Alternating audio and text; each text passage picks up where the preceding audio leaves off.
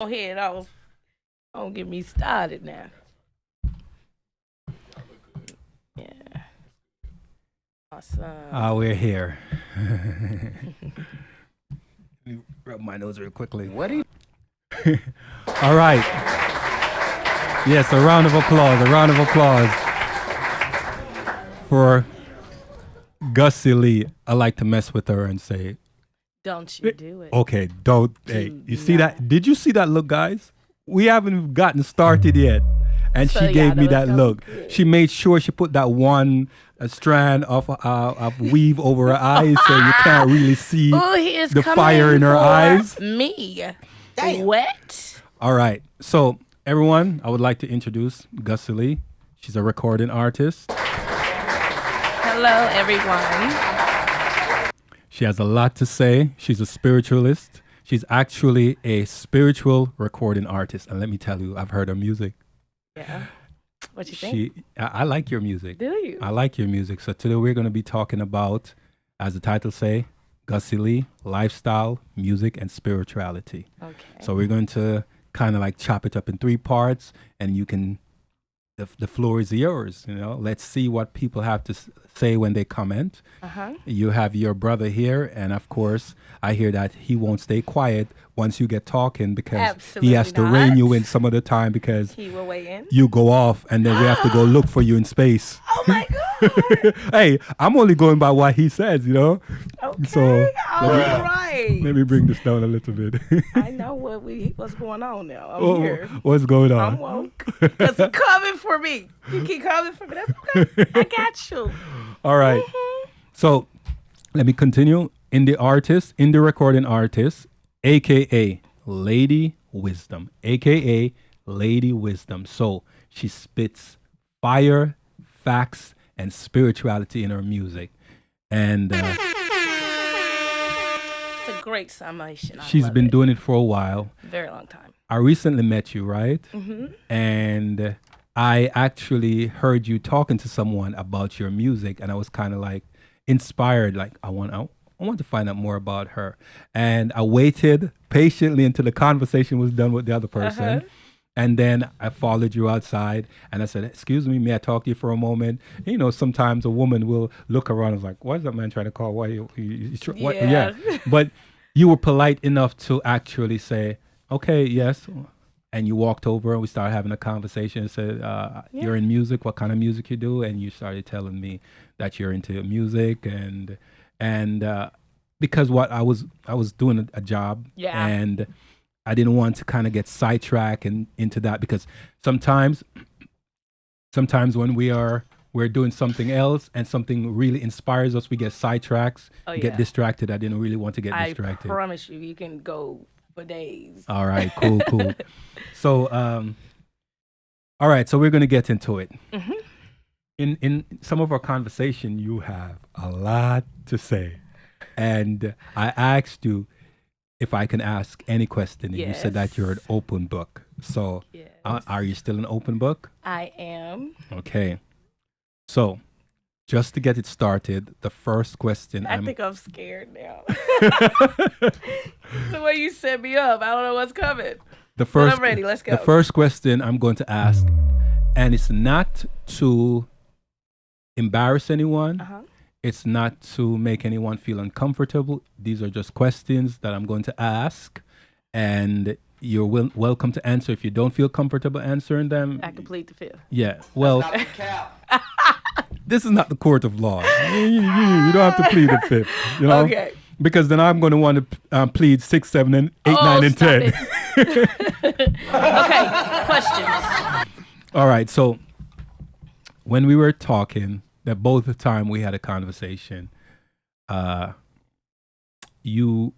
we actually the conversation actually happened when you were talking about your son, and you taught your son to braid, right? Because Yes. sometimes you couldn't get the hairstylist to braid when Well, you. no, I needed help Okay. because it takes a lot to braid your own hair. Mhm.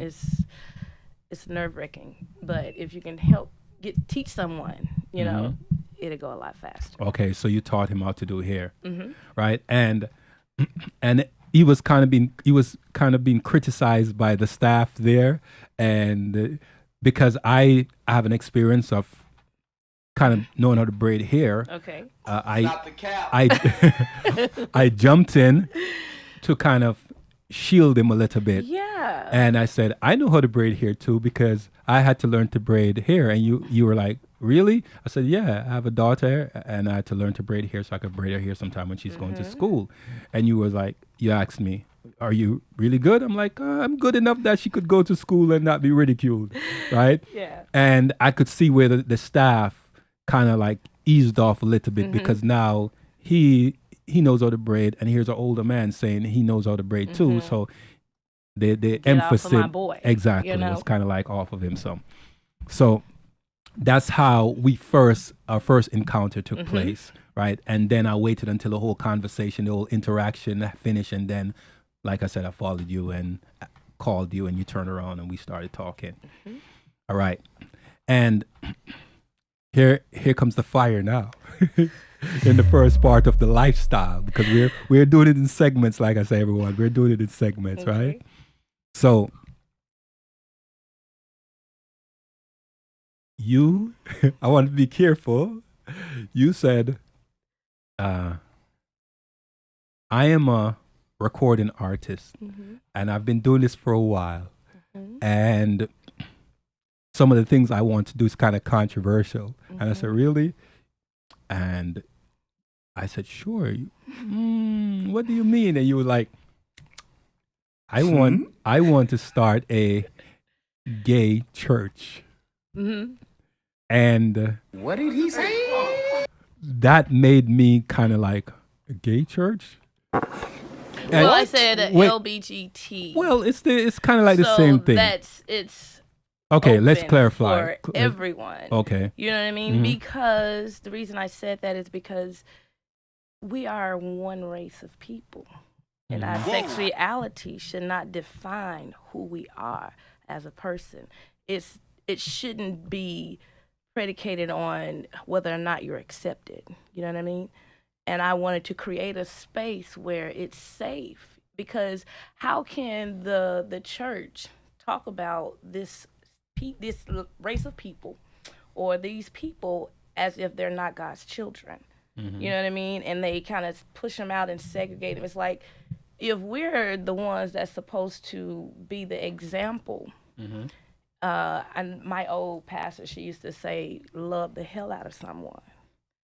And pause for a second. That statement, love the hell out of someone, isn't that contrary to where Christians would like to go after their transition? When you say love the hell out of someone, I just thought I'd just throw that in there. The only thing you can do as a believer is share the word. Okay. And be the example of what it is that you're saying. Because it's one thing to say and it's a whole nother thing to do it. You know what I mean? True. And if you're doing the word like the word says, they wouldn't even need a whole nother set of rights for these people. You know what I mean? I used to be hard on it, but the Lord checked me. You know what I'm saying? And that's why I am where I am, because I got to watch myself. Give me some examples of when you say the Lord check you. Give me some examples exactly what you mean. Well, this particular thing dealt with the rainbow.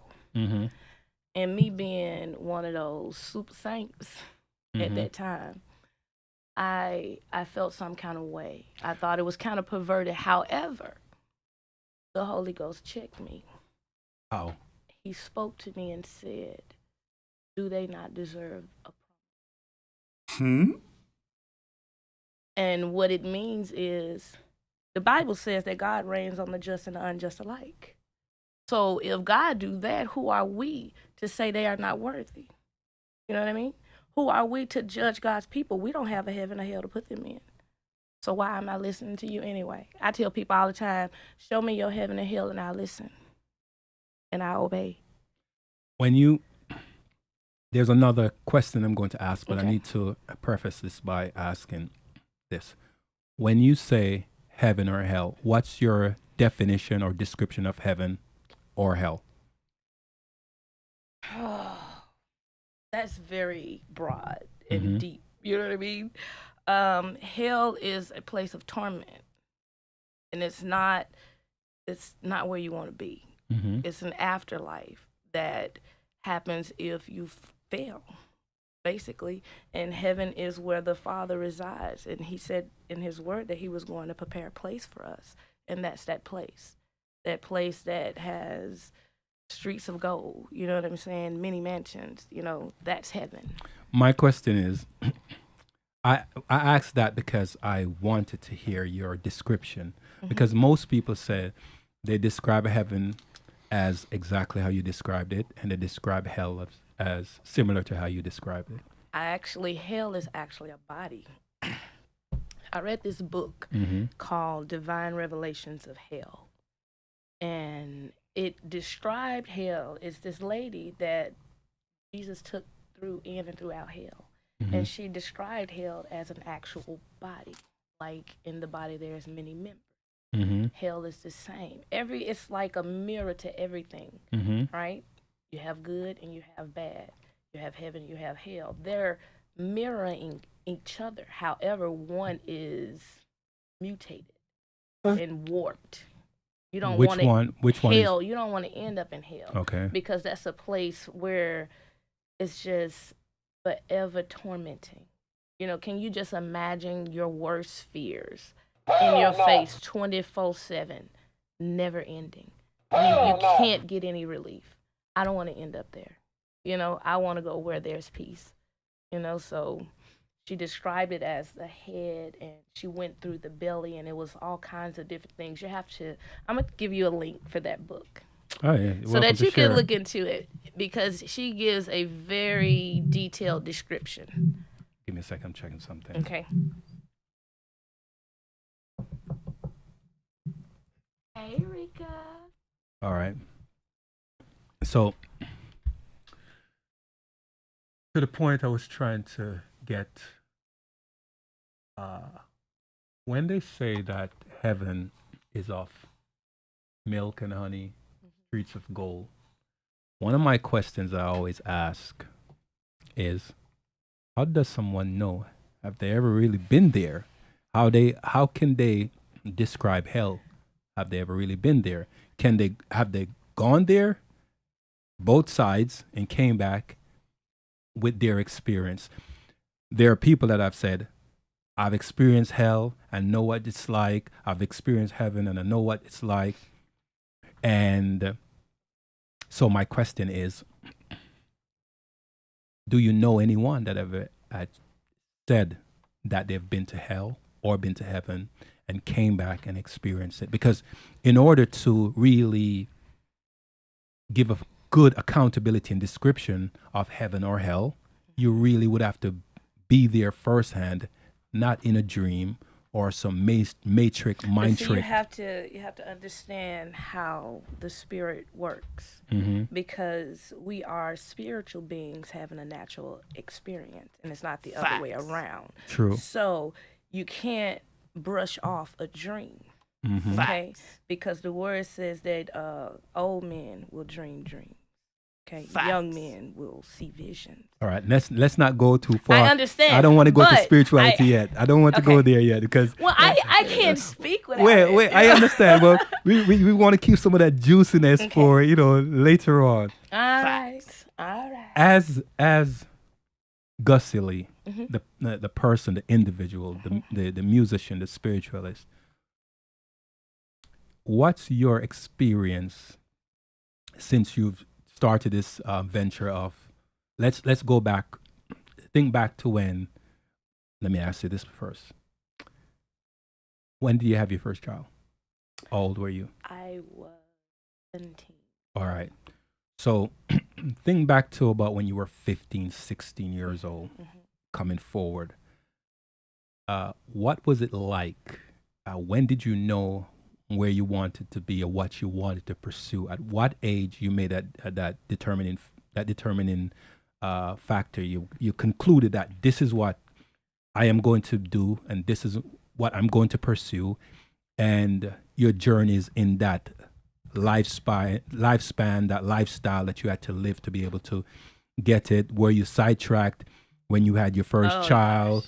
When you did you fall in love, or was it just a fling? What happened in that lifestyle, that lifespan? Okay, well, I always knew I was going to do music from a young age. I would say around 8, because my dad, he plays the bass guitar, and he had a group of friends, and they were all musicians. So there was always a live band in my living room every Saturday morning, and I would have front row seats.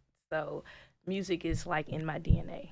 I always knew I was going to do it. Didn't know how I was going to go about it, but I knew that's what I wanted to do. By the age of, we moved around a lot. So I would say by the age of 14, my daddy he was kind of settling in, and getting stable. And I always knew I wanted to do music, but I was going to school for nursing. I left high school when I got pregnant. I went into Job Corps. And a lot of people. I was 16 when I went into Job Corps. Do that.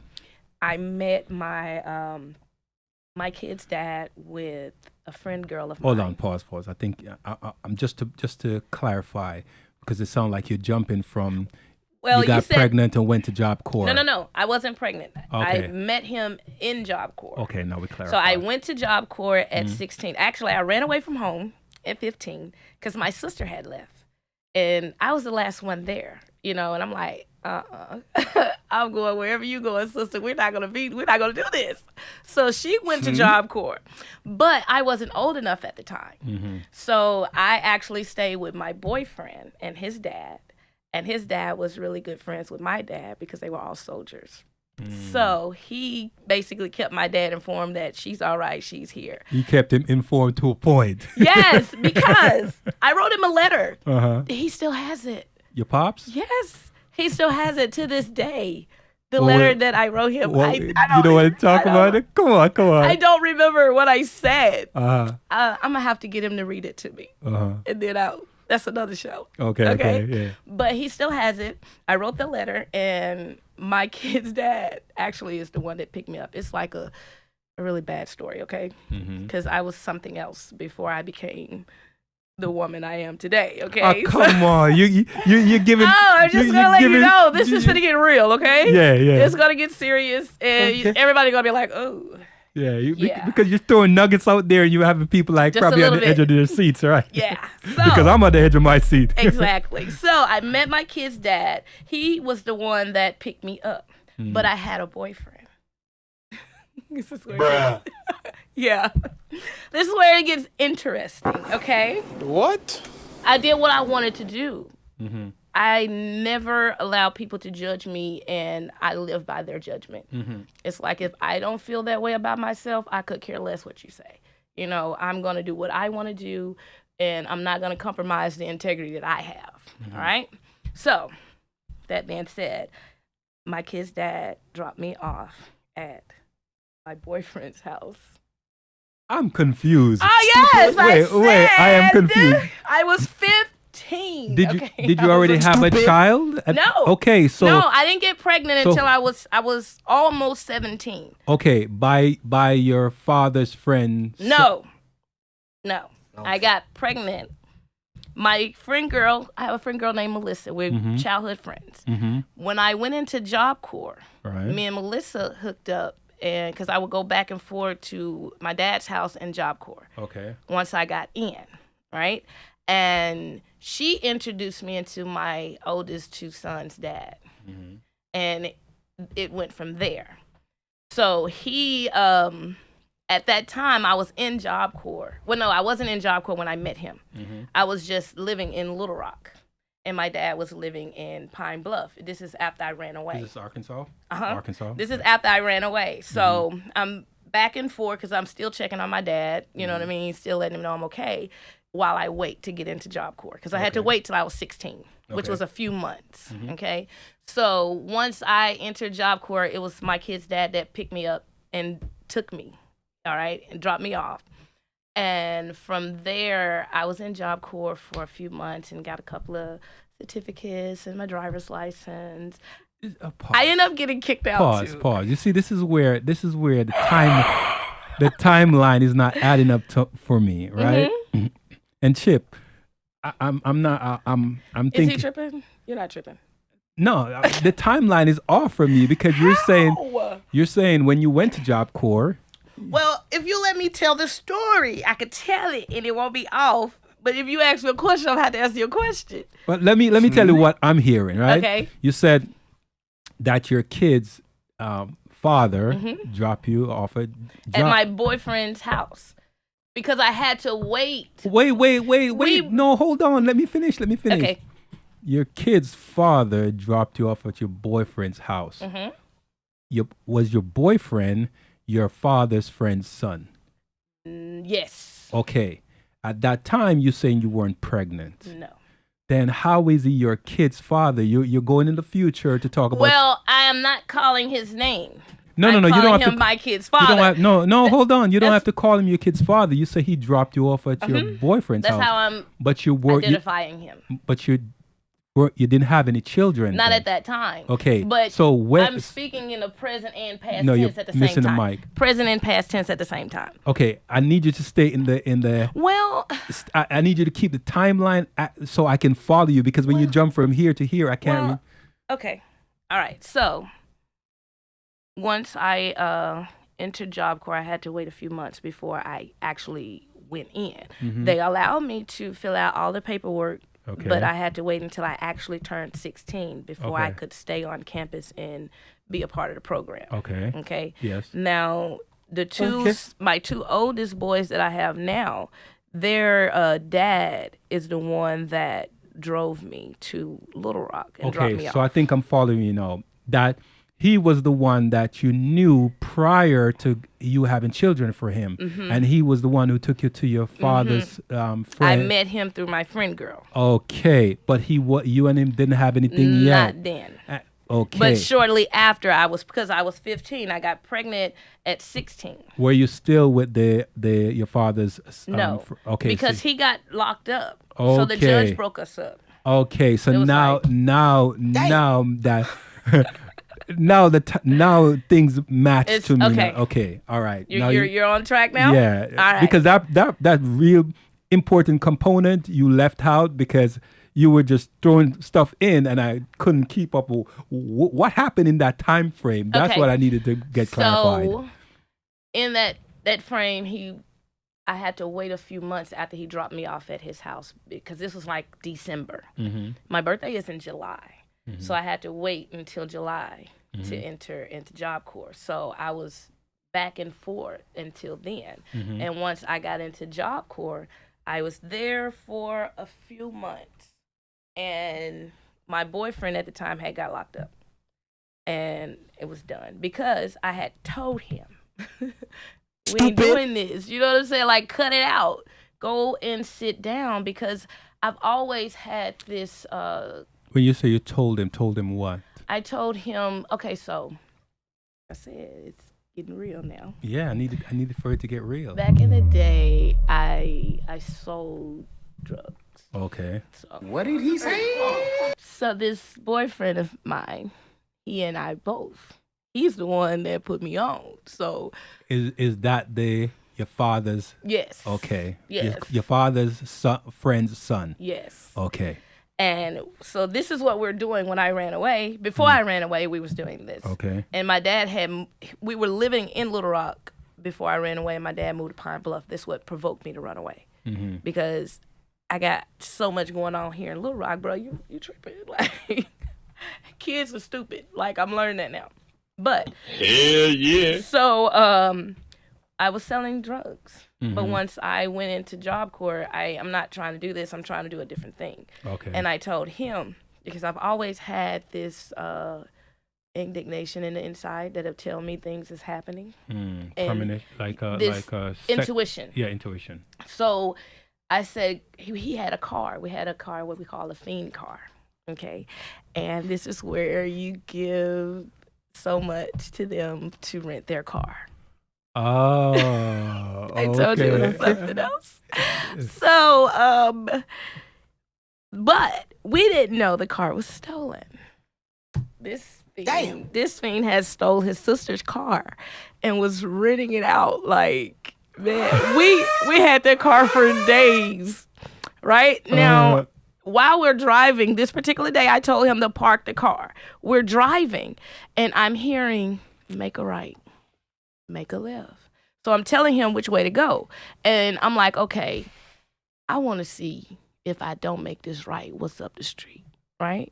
So I didn't make the turn that the Lord was telling me to make. Stupid. And it's police all over it's like the whole block was blocked out. I said, bust the left. Hold on. I'm gonna confer to what you just. I'm 100% with you. Okay. Because I've gotten that premonition many times. Really? Many times, and it has saved my behind. Exactly. Many times, because when I don't listen to it, when I hear that, run into something. Yeah.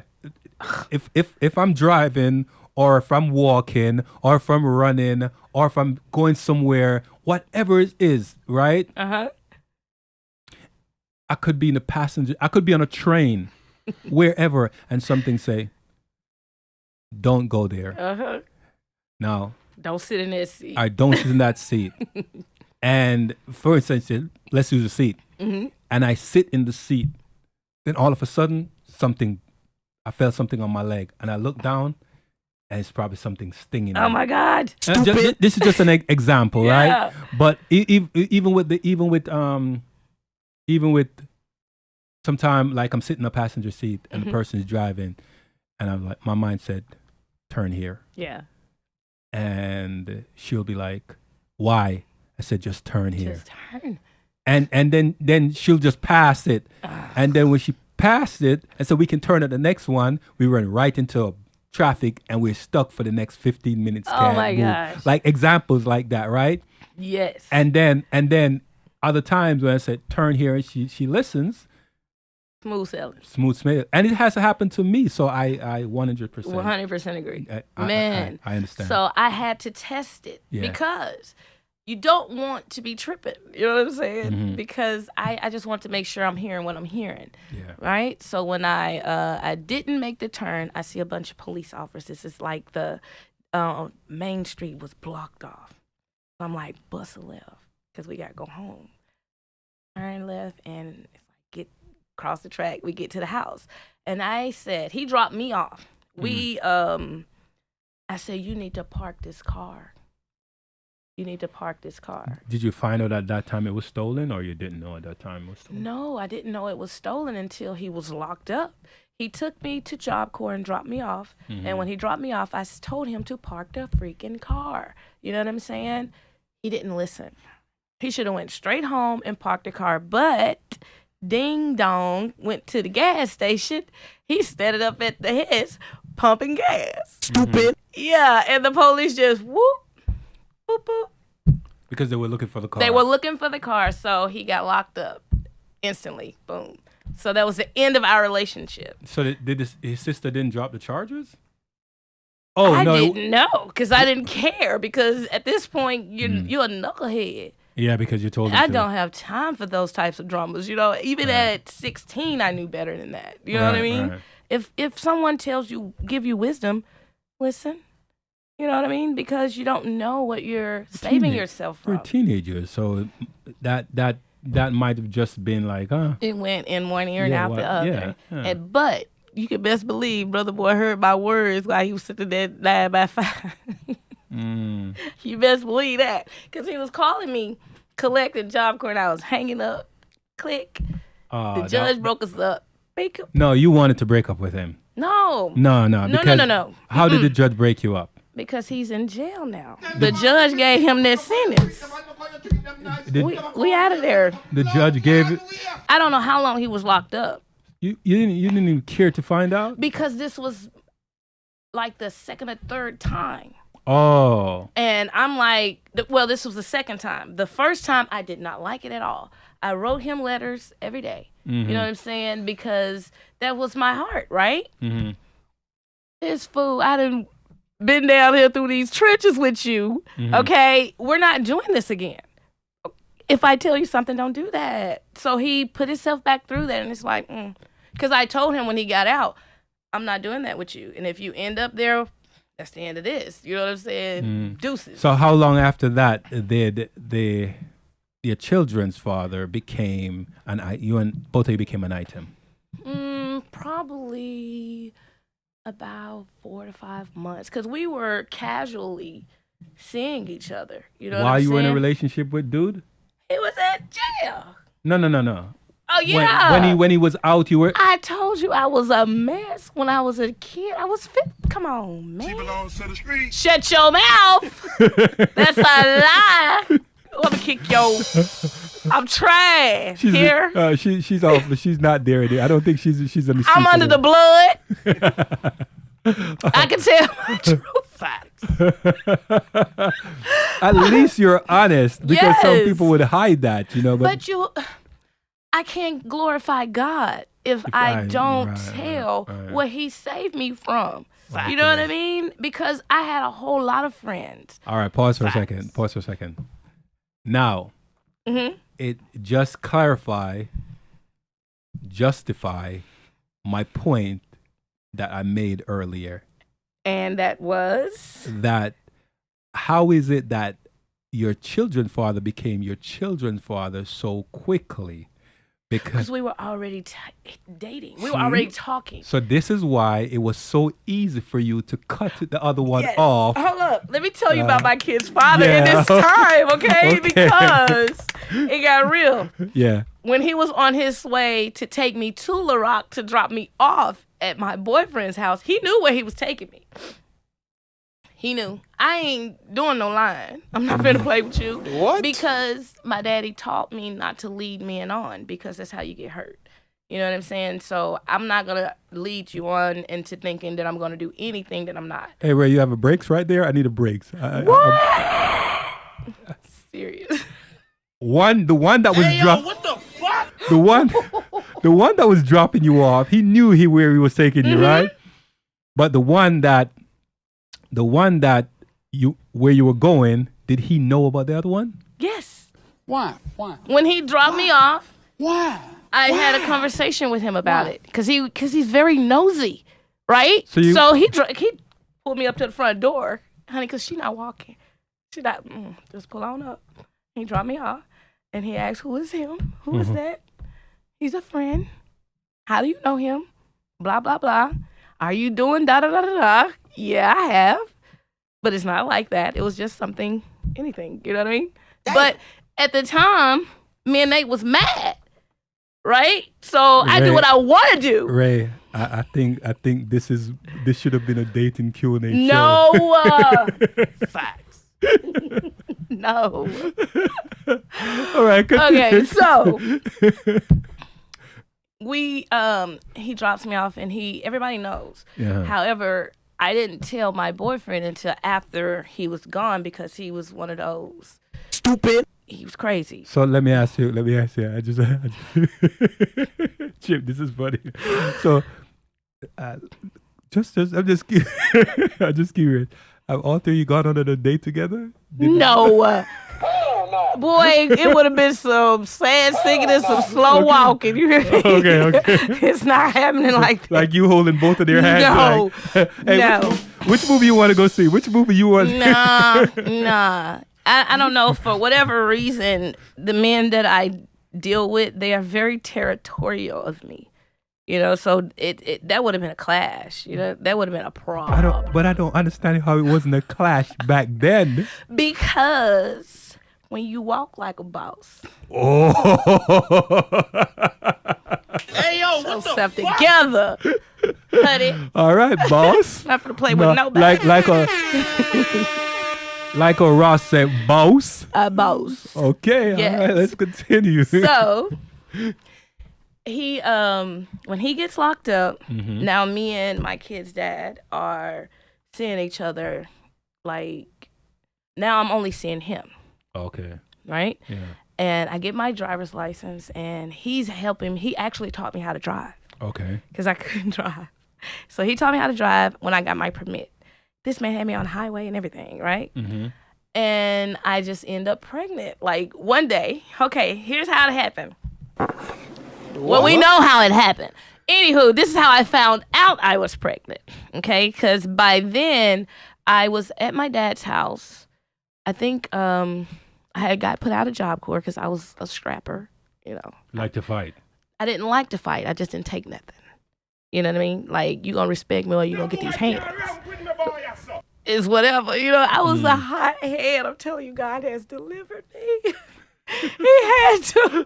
Hey, Chip, you want to hear this one? She said she was a Ray. Listen to this one. She said she was a hothead. Wait. She said she was a hothead. Her hair is blonde. I think that's what happened with her black hair. Okay. See, I said I knew you was coming. That's okay. That's all right. But so, where was I? Where was I at? You were saying you were a hothead. You like to scrap. So yeah, I got put out of Job Corps because it was a brawl. Me and my sister, we went back to back and it was a whole brawl. Like they removed us from the center that night, but it was like the whole 7th floor jumped us. Right, this girl popped the lock. We was having a meeting in the office with the RA, and the girl didn't like what was being said, so she opened the lock and let the whole 7th floor in on us. Wow. Now, they had already been colluding against me and my sister because pretty girl swag. You know what I'm saying? They cannot stand it. And it's like, I can't help that. You mad at the wrong person. You know what I'm saying? So they already wanted to fight.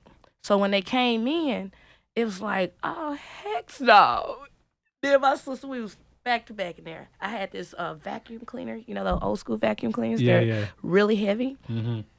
So this girl they thought they was just going to beat us down, right?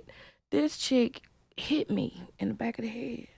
Because I had hit this. It was a girl, her head was on the desk of the table. And so we just boom, boom, boom, boom, boom, right? That girl hit me in the back of my head, and I turned around and I kicked her in the chest. It was so many people behind her, they all fell, right? Then I grabbed the vacuum cleaner, and I just started welling that joker like this until it slipped out of my hand. And there was a window. It went bling, bling, bling. Crashed the window. Out the 7th floor. Out the 7th floor. I don't know if it hit somebody's car. I don't know. But it went out the window. I ended up hitting the RA when the girl hit me because I had a lick. It was already coming, right? So the girl hit me and it threw my lick off. I hit the RA in the jaw. She was so mad. She didn't know which one of us hit her. I found out years later that happened to her. And she was like, I couldn't put my jaw together for like 2-3 weeks. So you got knocked out. Damn. But, so that fight happened. They took us off center that night. Y'all gotta go, right? They didn't kick us out immediately. They just split me and my sister up. So now I'm on the 8th floor and my sister's on the 7th floor, and they think they can get it, right? I can get her when she by herself. No, baby, I'm a beast by myself too, right? So my sister's already graduated. Now I'm here by myself, but I don't care, right? These chicks tried to jump me on the 8th floor. When I say I was like tussling, we knocked the payphone off the wall. There's the toilet seat got busted. Like, we was knocking, right? They said, that's it. You're out of here. Done. Gotta go. You are tearing up the center. This is not the first incident where you have defaced the property. You got to go. It's like, but why y'all trying to fight? Y'all don't want to fight nobody. You know what I mean? But I'm not going to let you bully me because they thought because I'm sweet and I'm polite and I'm approachable, people think that they can bully me. You know, they can just say and do whatever they want. It's like, I understand. I had a very similar experience when I was going to school because of the same kind of niceness. So I'm out of Job Corps. I'm at my dad's house, and his wife makes breakfast. She makes your dad's wife. She makes bacon, eggs, grits, and biscuits, and topped it off with some OJ, right? I done killed this plate. Soon I finished drinking the orange juice. I have to run to the bathroom because everything is coming up. Oh. When I say it came, like the food came up first and I could have died. I swear, it was so dry. And then the orange juice came up last, right? I'm in there gagging and strangling. And my dad is sitting in the room the whole time knowing, right? That you're pregnant. Yes, ain't saying anything. He knew the whole time. So I go back in the room And my dad's sitting in his chair. And I sat down on the floor and I laid my head in his lap. And I was like, Daddy. I was like, I think I got a stomach virus or something. Like, oh my God. Like, I just threw my whole life up. And it's like, oh, I feel horrible. He said, well, baby, just go to the doctor and get yourself checked out. I said, okay. I go to the doctor. Turns out I'm 10 weeks pregnant. Mm-hmm. Oh my God. I go home and I say, Dad. Damn. I'm pregnant. He like, well, you took your sweet time telling me. I'm like, bro, you could have said something at any time. At any time, because obviously I didn't know. You know what I mean? So how did you know that he knew? Because he told me I took my sweet time telling him. Oh. Because he's been watching me. And my dad has a lot of children. Okay. I'm the baby of 6, okay? And my mom only had 6. Okay. But my dad had more after that. Papa was a Rolling Stone. Yes, he was. And don't you tell nobody else, honey. But he Does he know where he left his at? Yeah. He pick it up when he leave.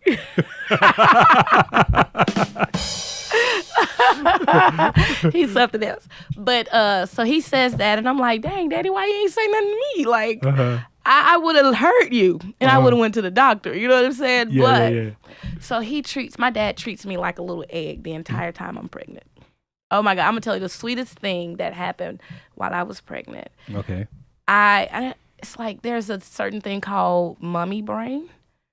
That is a real sickness. It's a disease, I swear, because you don't know what you're thinking. Your brain is not working right, okay?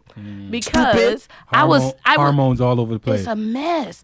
I had what they call spepsis.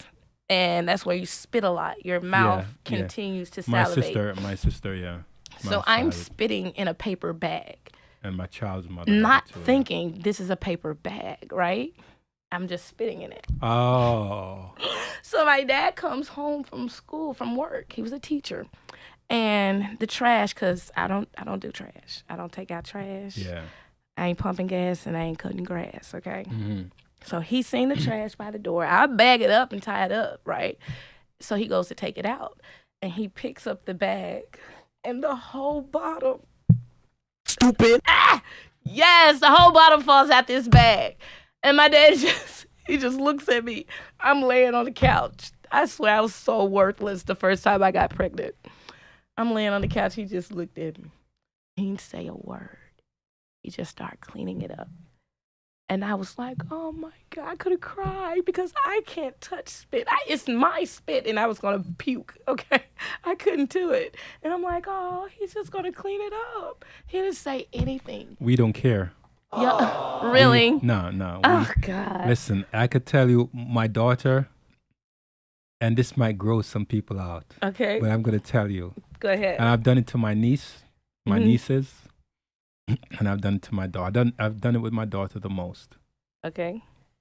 But I learned it from my grandmother. I seen my grandmother done it the first time. So my daughter had gotten sick and she was young. Mm-hmm. She was so congested she could barely breathe. Mm-hmm. And this is I always tell her she's my second heartbeat, right? Oh. So actually the morning sickness that you were going through, I was the one that was experiencing that. Oh my God. So she didn't experience any of that morning sickness. Oh, that is horrible. Not until she got further along. But that morning sickness. It is the worst. It's the worst. It's the devil. I don't know. That's the devil, man. You ain't tell me nothing, man. That's just horrible. What I did, and it's going to gross some people out, but I don't care. It's a father's love. Go ahead. I love my daughter. She's 15 now, but sometimes she's probably mad at me because because you're telling this? No, because I did something that she didn't like. But when she was a baby, it was congested. Mm-hmm. I put my mouth over her nose and sucked all the cold out. This is what you should have did. And blow it out. What's that? No. Put your mouth over their mouth. What's that, brother? And blow it out. That's what I did. I tried, and it made her gag. Oh. Yeah, because someone said that. Mm-hmm. So I reverted to what I saw my grandmother did. Oh, wow. And I pulled it all out. And when I did that, her mother almost fainted. But the But baby had to breathe. After that, she was breathing fine. And I did it a couple more times. Let me tell you, she went from being fully congested within a couple of days, like I think maybe about 3 days, she was breathing. All the cold, the bacteria that she had picked up, Wow. I sucked it out. I did not. I sucked it out of her nose. It is. I did not get sick. You didn't? Nope. Good. Because I tell a lot of people I haven't been sick since 2007. I haven't gotten a cold. I haven't gotten a flu. So you didn't catch COVID? No, never caught. Everybody, my mom caught it. My daughter caught it. Okay. Friends caught it. I caught every single strand. Like, seriously. My daughter had it and coughed directly in my face. Spit all So over. you were one of those that just... Yeah. I've not been sick, not even with a cold. Seasonal allergies, but not with a cold since 2007. Oh, my God. Yeah. Oh, my God. Because I consume... the way I always tell people, the way you eat and what you consume is how your body will treat you. You can't wait until you start feeling sick to start eating healthy. You have to start eating healthy way before that. So they always say, yo, so Shai, how is it that you don't get sick? I said, because I eat a lot of pepper, cayenne pepper, onion, garlic. Yes. So that garlic is something. Yeah. So I Yes. and so when she was sick or her mother was sick, You're immune. I'm immune. Seriously. So Look so at I just had to throw that in about that morning sickness and about Oh my God. It was horrible. So after finding out I was pregnant, I stayed at my dad's because I'm a daddy's girl. I don't know if you noticed. I'm a daddy's girl. So Pops treated me like a little right there. Pops treated me like a little egg. He wouldn't let me clean up. He wouldn't let me do nothing. I couldn't sweep a floor. I couldn't mop. It's like he wouldn't let me smell chemicals. Like that would've been seriously, dangerous for the when I child. say my daddy was not playing, he was not playing. You go sit your butt down and cook that baby. That's how he felt. And my dad was in the hospital when I delivered both of my first two sons. My dad was there. So my second son, my water broke at home. Where were your son's father? He stayed in Memphis, and I was Where is still your in father? Arkansas. So he was on the highway. He made it. He just didn't make it in time for the delivery. Okay. You know, but because he worked all the way in Memphis, and that's where he stayed. Or should I say the arrival? And mind you, I was still underage. So I wasn't able to move until I was actually of age. And by then I had 2 babies by the time I was 18. But my second son, my water broke at home. My first baby, I went into labor early. And I was away from home. He was born in an ice storm. I don't know if you remember that. It was an ice storm back in 2000 that hit Arkansas. That was really bad. Yes. My baby was born in that storm. A few people passed away from being frozen. Man, it was in their house. It was a lot because we were out of power for months. Yeah, I remember. It was bad. They talked about an entire family that was eating dinner, and it was so cold that they collapsed around the table. And when I say it was so bad that the highways was shut down. You couldn't get on the highway. Everything, like, you had to go through the city to get where you were going because the highways was really bad. And so we were out of power for a long time. And he was only 4 pounds when he was born. Really? So he was like this. Tiny. Was he a preemie? He was a preemie. He was born early. He was almost 2 months early. And so he was just 4 pounds, but he was completely developed. He was just little. Oh. He had gained everything but his weight. At the end of their trimester is when the babies gain their weight. They're developing everything up until that point, and then they put the meat on them. So he was a little bitty thing. And he was in the hospital for, I think, about 4 or 5 weeks. And I nursed him. So I remember they gave my baby like 5 cc's of formula, and I flipped. Because it was like, he's breastfeeding. He was supposed to be hungry till I got here. Right. You know what I mean? Do not give my baby no substitutions. Right. Like, I did not play that. So He was born early, and he was in the hospital for a few weeks, and then he was able to come home once he started to gain weight. He came home at 3 pounds and 11 ounces. Because once you have them, they lose their weight, and then they have to gain weight in order to be released. So he came home, and we were there with the little baby, and his dad was actually able to stay at my house with me, but he had to sleep on the couch because my dad old school, and he didn't play that. So after that, I think my oldest son, Freddie, was about 6 months when I got pregnant with my second son. And by then, I was living in Memphis with their dad. You weren't playing that. You were rich. You didn't want to waste any time. Right? It wasn't me. It was not me, okay?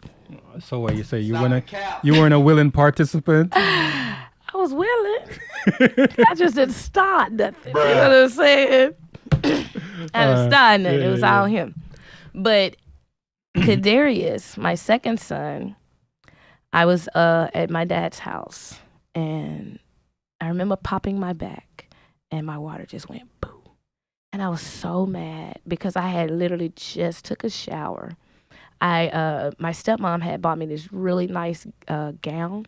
When you say pop in your back, that thought just stuck in my mind. When you say pop in your back, you purposefully adjust there, try to crack your back? Okay. Yeah. So when I did that, my water broke all over my pretty new gown. And I said, Daddy. He was like, yeah, baby. That's how my water just broke. He's like, let's roll. My daddy is so hilarious, okay? So he put his pants on, he put his shirt on, no shoes, shirt's not even buttoned up. We're in the car. He is standing outside the gas station because we had to get some gas. And standing at the pump hollering, turn the pump on. She about to blow. He got me sitting on 1,000 towels in the backseat. To make sure it didn't soak up the whole place. You ain't gonna mess up my car is what he said. He got me sitting on all these towels. And now we're in Pine Bluff. I had my baby in Little Rock, which is like a 45-minute commute, right? Yeah. So he gassed up. We're hitting it. Yeah. He has this seal or cap on his engine that if you go past 110, it jumps back up. It'll jump you back up to like 80 or 90. You mean it drops you? It'll take you back, but it jerks the car, right? Oh. So he is on the highway like, woo. Now, mind you, this is my second time, so I already know how this going to work. I already know how it's going to happen. So, and we just do it like this. And I'm like, Daddy, I said, could you slow down? I said, I'm okay. I'm not going to have this baby in this car. It doesn't happen that fast. He was like, oh, baby, I'm trying to get you there. I'm like, you need to make sure we get there in one piece because you're driving like a fool right now. And he slowed down and got us there, right? My dad was so happy when he seen another boy come out because we didn't know what Kadarius was. To this day, Kadarius is 23. He just turned 23 on the 25th, right? Kadarius sleeps with his hands between his legs. Till this day? To this day, in the fetal position. So when his hands is between his legs, it's like it cups his little butt and everything.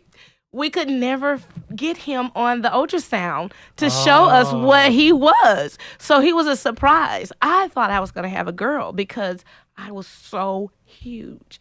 Now, with Freddie, I wasn't big at all. You couldn't even tell I was pregnant. But Kadarius had me. I was huge. So I was like, I know this little girl, right? Wrong. When that boy popped out and my dad was like, yeah, I got another boy. It's another fishing partner. I was so mad. I was upset. My sister called. And she was like, what you have? I was like, I had a boy. She was like, you sound like you upset. And so after you had your second son, Kadarius, am I saying it right? Yes. Kadarius, yeah. How long after that did you have your third child, and was that 4 years? No, that third child is a girl? No, I had 4 boys before I had 1 girl. Wow. Yeah. So, that relationship with my kid's father turned abusive. because on whose part? him, because he was battling his identity, and I didn't know. What identity is that? He oh, shady boobs. Oh my God. But that's it. You know, he was gay and he was fighting it. So he resented me because it's almost like I was in the way of that, right? So now, mind you, I'm living in Memphis with him and he has a whole lot of friends. But what man don't have friends, right? So I'm never thinking anything until my intuition starts to kick in, right? And by this time, I am already pregnant with my second son, okay? And I'm trying to catch things, but I'm not catching things. You know what I mean? Because were there any signals? Were there, like they always say, no, red it was flags? just my intuition saying, get up, move now, right? And I have to go and see. And then there was always little things that was, you know, suspicious, but I couldn't really put my finger on it to say this is what it is, right? So by the time my babies were 1 and 2, he had to put his hands on me twice, right? So the first time he did it, I graced him because I called the police, but I didn't tell him he was still in the house, right? Then I guess that gave him what he would think the okay to do it again. The impetus to think he yeah. So the second time when he grabbed me and he just kind of like threw me into a dresser, like the mirror, and I told him, if you don't get your hands off me, we're going to fight. And he was like, let's fight. So he really wanted to hurt me. But I saw death in his eyes, right? Only one of us is leaving alive if we act the same, is what I saw. Because it is as if you were standing in his way of accepting himself, because you are somewhat of an accountability factor for him, because you're a woman and he's interested in men. And so that kind of it's like you like women and men, but you don't know which one you like the most, is what he was having an issue with, right? So when he did what he did, I called my dad, and at this time, me and my daddy, we be beefing because we're so much alike. He calls me his evil twin, but I tell him he's my evil twin because I'm full of the spirit, right? I got the Holy Ghost, so ain't that evil about me, honey. You my evil twin, because you a mess, right? So we're beefing at this time. Hold on. I have to splice this up right here. Let's spell holy in 2 words. H-O-L-L-Y, right? That's holy, right? No, H-O-L-Y. No, I'm going somewhere with it. Okay, go ahead. H-O-L-L-Y, that's holy, right? Right? I can't agree to that. Wait, because that's not what it is. Okay, all right, yeah. If you put a W, what do you get? W-H-O-L-L-Y, holy, right? And it's the same. And then if you drop one of the L and drop the W, what do you get? Okay, you lost me. H-O-L-Y is holy, right? Drop an L, drop the W, you got holy again. Right. So you just spell holy 3 different ways. So which one were you? Because well, we're going to need a definition of these holies. So I can tell you at that time which one I was. Okay. But I'm the H-O-L-Y. Okay. Holy. Bucky boy. Yes. So I'm like my dad. What was I saying? I forgot. Where was I at?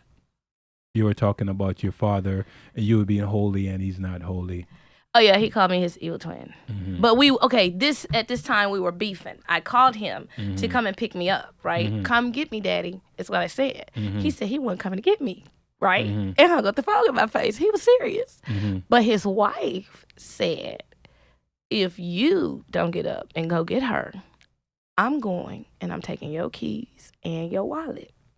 So that's what he said to that's him. what his wife told him. about the situation. You gonna get up and go get this girl and my grandbabies. Okay. Or else I'm gonna go get her and it's gonna be on your dime. I hear that Arkansas twang just came in just now. I'm trying to disguise it, honey, but it's hard, okay?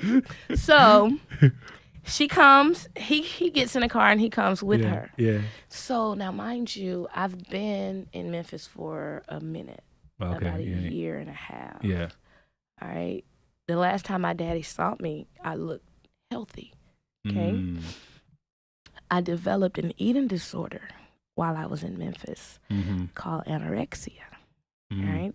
And that's where you don't eat at all. Or you're eating and you can't. This particular thing, I couldn't eat. My body, my mind would know that I need to eat. I would even attempt to eat. I could chew it, but I couldn't swallow it. Because if I tried to swallow it, it's like I was going to throw it up. My body rejected it.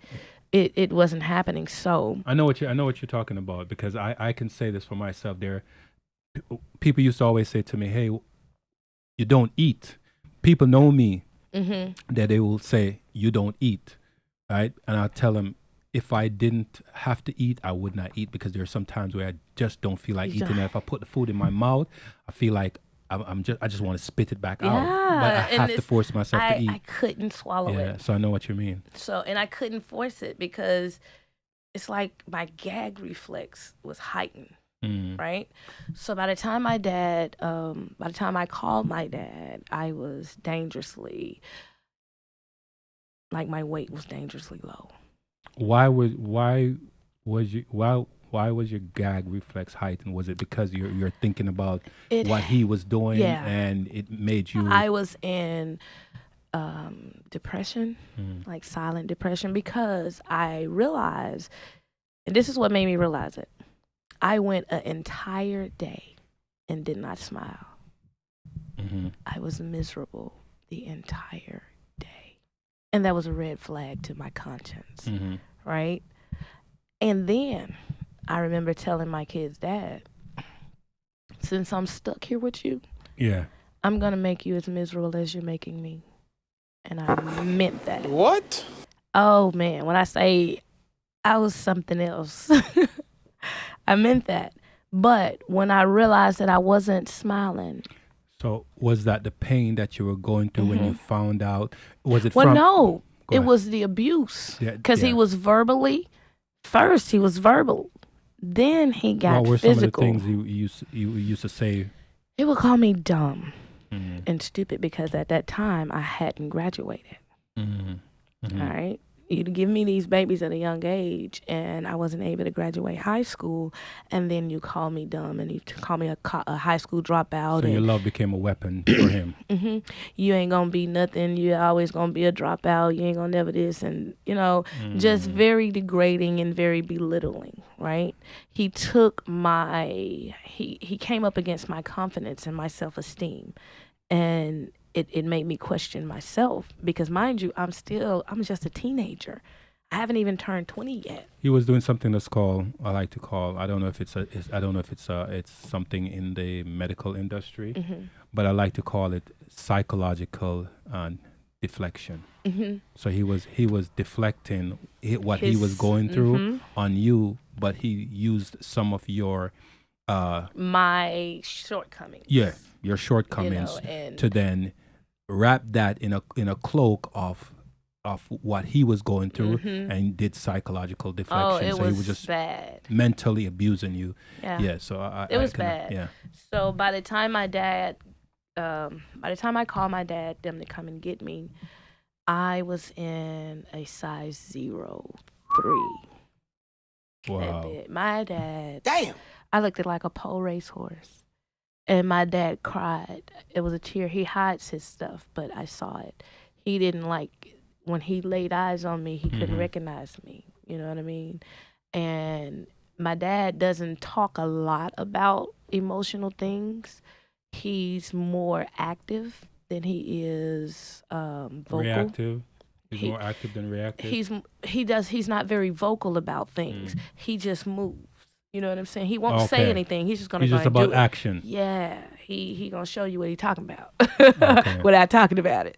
Right. So my dad took me out to eat every day until I started to gain weight. And the way he did it was like, hey, Cookie, I found this new Mexican restaurant because I love Mexican food, right? Mm-hmm. I found this new Mexican restaurant. You want to check it out with me? And you know it. You know what I'm saying? Like, ooh, don't threaten me with a good time. So I'm like, okay. So he did things like that. Right. If he didn't take me out, he would make something because he can really cook. Oh, my God. He could really cook. So he did that until I started to gain weight. That good old country recipe, huh? Oh, yes. Them smothered potatoes. Hey, Papa was a Rolling Stone, but everywhere he went, he learned he picked up a recipe. Yes, sir. Yes, sir. When I say he can make biscuits from scratch. Yeah. Yes, sir. He's the bomb. My dad, he raised all of us by himself because my mom passed when I was 2. How many of you? It was 6 of us, and I was the baby. Oh, yeah, you did and say I think 6. my oldest sibling was 7. He was either 8 or 7, so Pops had to raise all of us. And I think he did a hell of a job, you know what I'm saying? Even with his shortcomings, because I learned from him, right? And I understand. Yeah, let me give another one for Pops. So we give one for Pops. He's the bomb. He's the bomb.com. Yeah. He should be on the show. So I learned from him. I learned from his mistakes. I learned from his successes. I learned from his failures, because I watched him. Like, I paid attention, you know what I mean? And to this day, he's shocked that I'm the one that paid attention, right? Because you were the I was a loose cannon. I was horrible. I was bad, right? He's still shocked that when I had my kids, I did like a 180 instantly. Oh, you the psychological. Yeah, The I was a mother training hen from him, and then you have your experience. Like, if Dad raised us like this, and now I'm a mother, I have to. It was just it clicked. You know what I mean? The moment that baby got here, it was like, oh my God, I was a hen. Yeah. I was horrible. You couldn't touch my baby. I had no, you weren't. Well, No, I was the worst. My oh. siblings had to steal my baby while I was asleep because I had this Germex. It was about this big. So were you a momzilla? I was bad. If you smoked, Yeah. you gonna have to take a shower before you come in here and touch my baby. I Brush agree your with you. teeth. I agree with you. You ain't. Don't Because you do it. people they smell, and the baby will smell that Yes, and it's get on you, accustomed and then it's to in it. your mouth, and then you want to kiss the baby. You Right, wanna, right. I was agree. horrible. 100% agree. 100% agree. And I remember my brother and my sister, Amanda and Anthony. They come in the room, and I breastfed my kids, right? So the baby is on the breast, and I'm knocked out. That's the easiest thing about breastfeeding. It's the best, okay? You don't have to get up. You just, and the baby. when the baby's Listen, done, baby's done. They crawl under your clothes. Just don't That's wear true. a bra because they're going to get it. They're going to get it. So this is what they're doing. They come in the room and the baby is feeding. Yeah. They didn't pull the baby out the titty and out the door. I didn't get up until they was out the door because I am exhausted, right? And I see my brother is like 6'4". And he's over 200 pounds, right? He's a big dude. So he got this my first baby was a preemie. Right. So can you imagine somebody's hands this big holding something this little? He's tiptoeing out the door like this. He's a big old dude. And it was so cute. I didn't even bother. I just looked at him like, and I went back to sleep because I'm not finna argue with y'all. Y'all went through a whole lot. And you got the baby, so go ahead on. Let me get some sleep. But it was an experience, you know what I mean?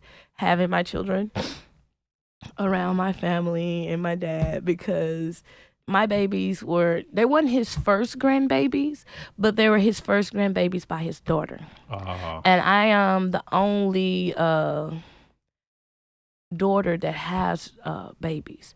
I have a sister, but we found out that my dad wasn't her dad, but he's still her dad, right? Mama was a Rolling Stone too. Had to be, but when we found out, it didn't change anything. You know what I'm saying? Because it was so far in history, she's still Right. my dad's daughter. Right. So it's only her and I that have children. And I don't know how many kids New Cat got. I forgot. Because we were still having babies. Papa was a Rolling Stone. And we was too, obviously.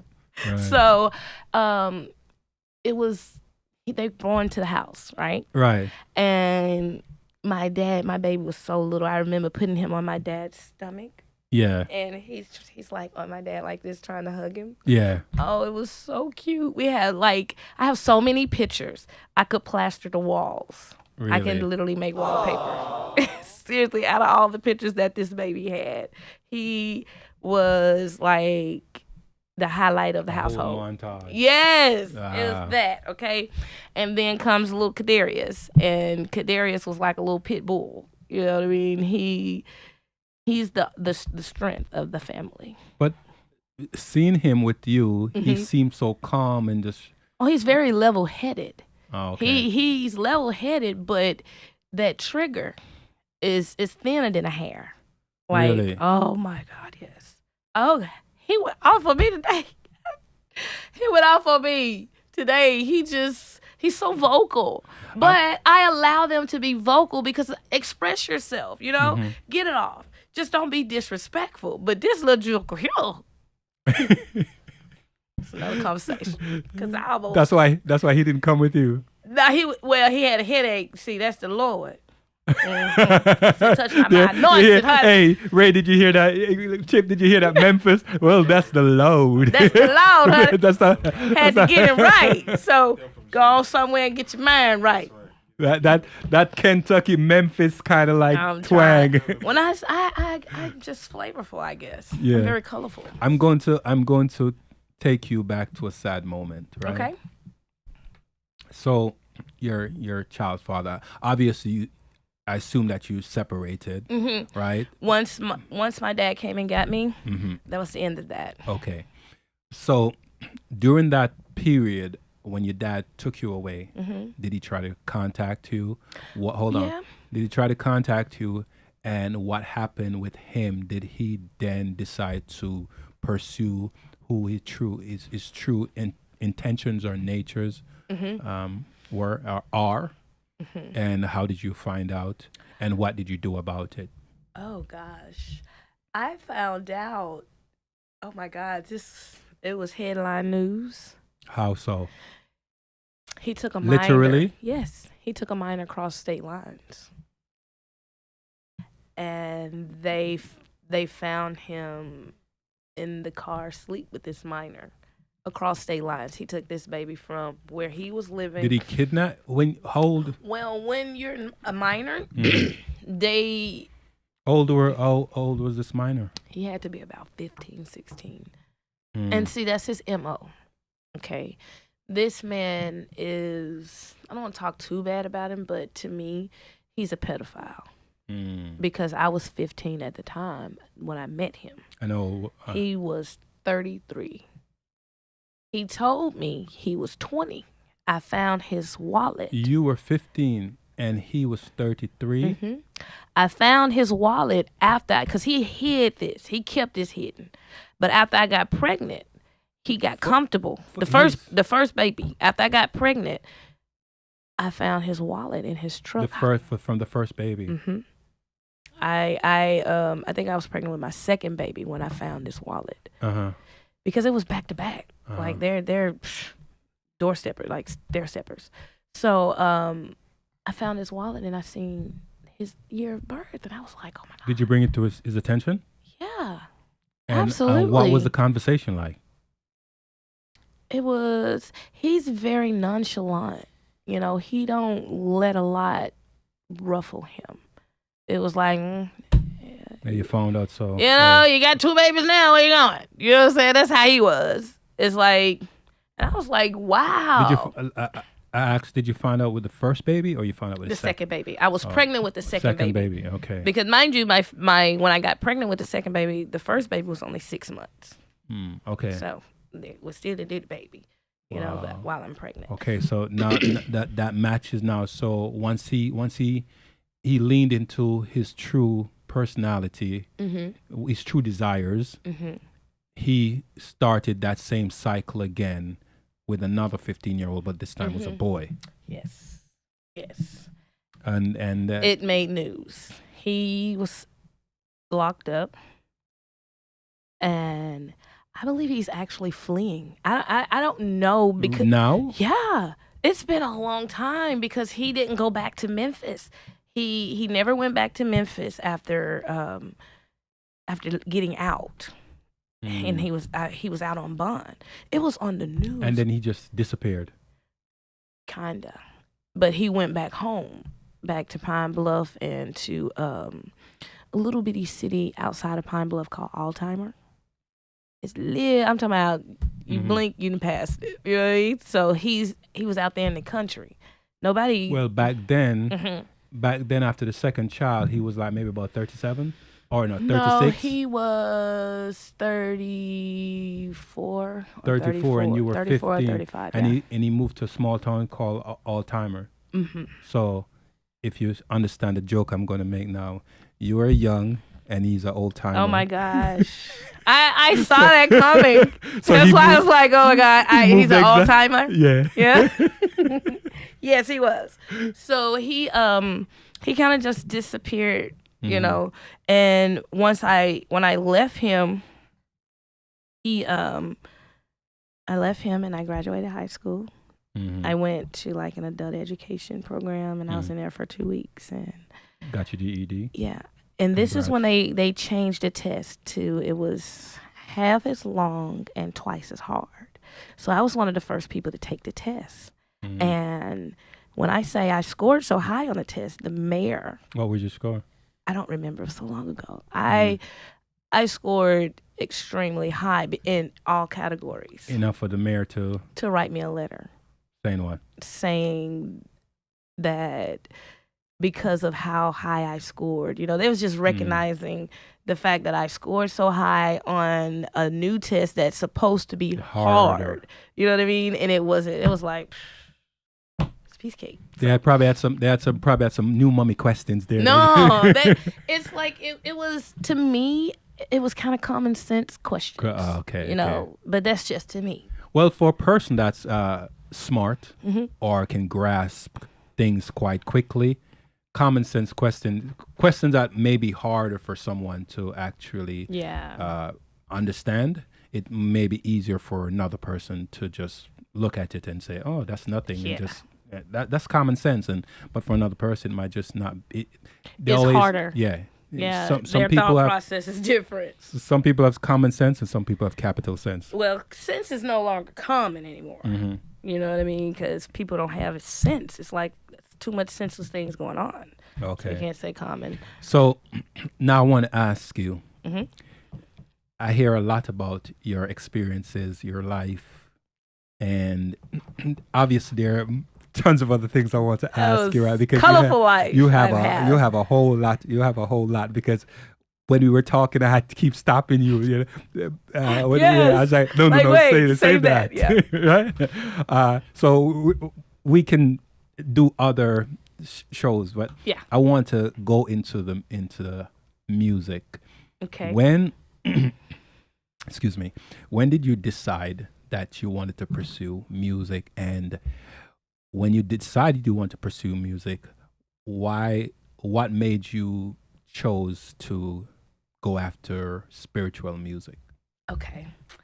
So I started actually recording music at the age of 19. Mm-hmm.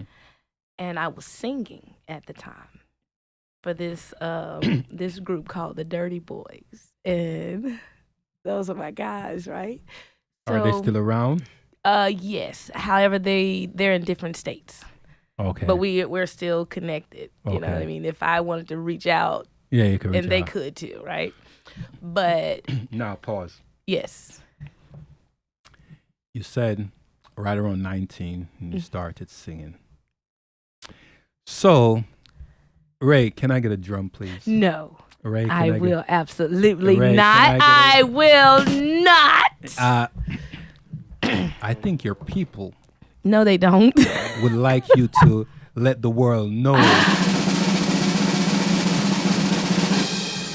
what is coming, because I heard it. Even though you say, "Oh, I'm a rapper, I don't really sing," and when I heard you and you play that beat, and I heard you, I was like, I'm not a singer, but I have an air.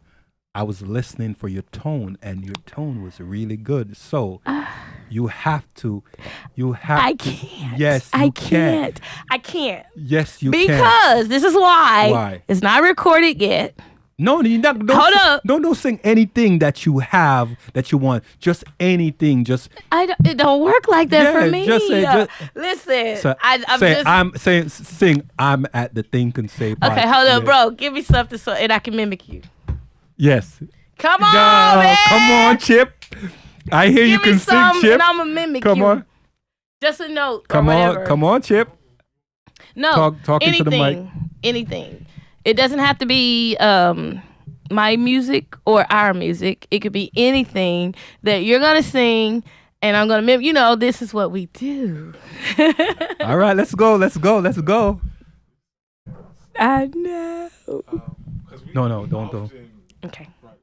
Talked. We often Mm-hmm. how we feel.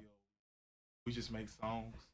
So the song the other day was it kind of went like it's gonna be alright. It's gonna be alright. It's gonna be alright. It's gonna be alright. I'm so nervous. I can't. Wait. That's all we're gonna get. I can't. I cannot. all right. I'm too nervous right now with my singing because I'm actually still doing the vocals because I stopped singing at 19 and started rapping. All right. I'm just now tapping back into singing. Perfect segue. You stop singing and Uh-huh. start rapping. Yes. And I heard a little tune. I think the audience appreciate that, right? One day we might have to interview Chip because Chip have a hell of a voice. Yes, he does. I haven't heard. That's the standing Ray Charles right there. That's my little pet name. I call him. Standing. Yes, because one day he was in the studio, right? Because we have music together. We have a whole EP. And he was recording.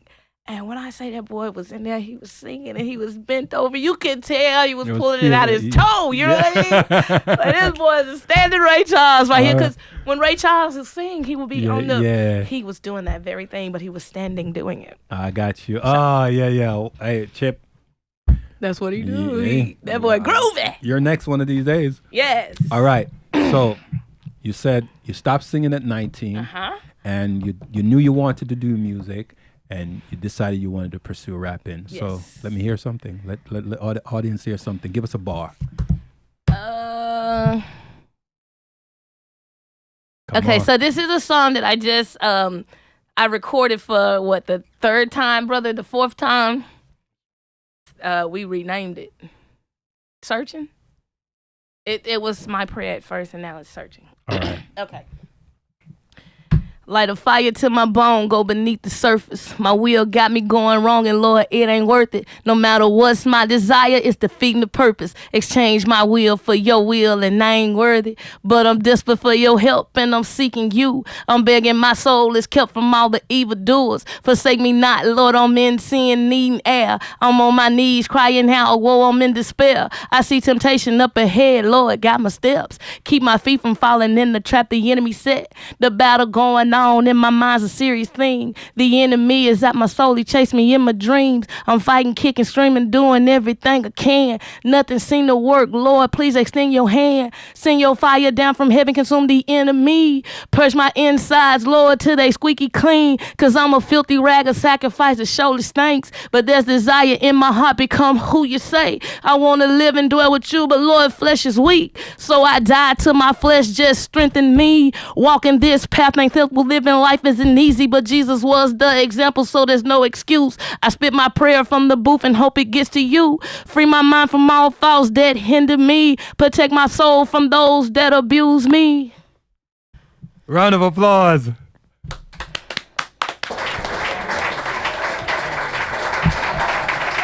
Yes. And I can do that any day of the week. I can rap anytime, anywhere, All right, any place. that was good. Thank so, you. As the thumbnail says, Gussie Lee. Mm-hmm. You know, I like to mess with you, but I'm not going to do it. Don't you dare. Okay. Gussie Lee, a.k.a. Lady Wisdom. Uh-huh. So at one point, you went by Lady Wisdom. Yes. And when we were having a conversation, you said you moved from calling yourself Lady Wisdom to Gussie Lee. Uh-huh. And I was like, when I heard you rap and I heard your music, I was like, you don't have to give up Lady Wisdom. Yeah. You just incorporate it in your moniker, right? So I didn't tell you. I kind of throw some things out, and he was like, "Yeah, I can see that," but in the back of my head, I already know exactly what you're gonna do, right? And I was gonna. That's what because normally, most of the time when we get our thumbnails done, I don't send it to the guest, right? I just wait for the show to come and you know. And pop it up then. Yeah, right. I'm pop it up then. But I was like, I'm going to surprise her. You was excited? Right, yeah.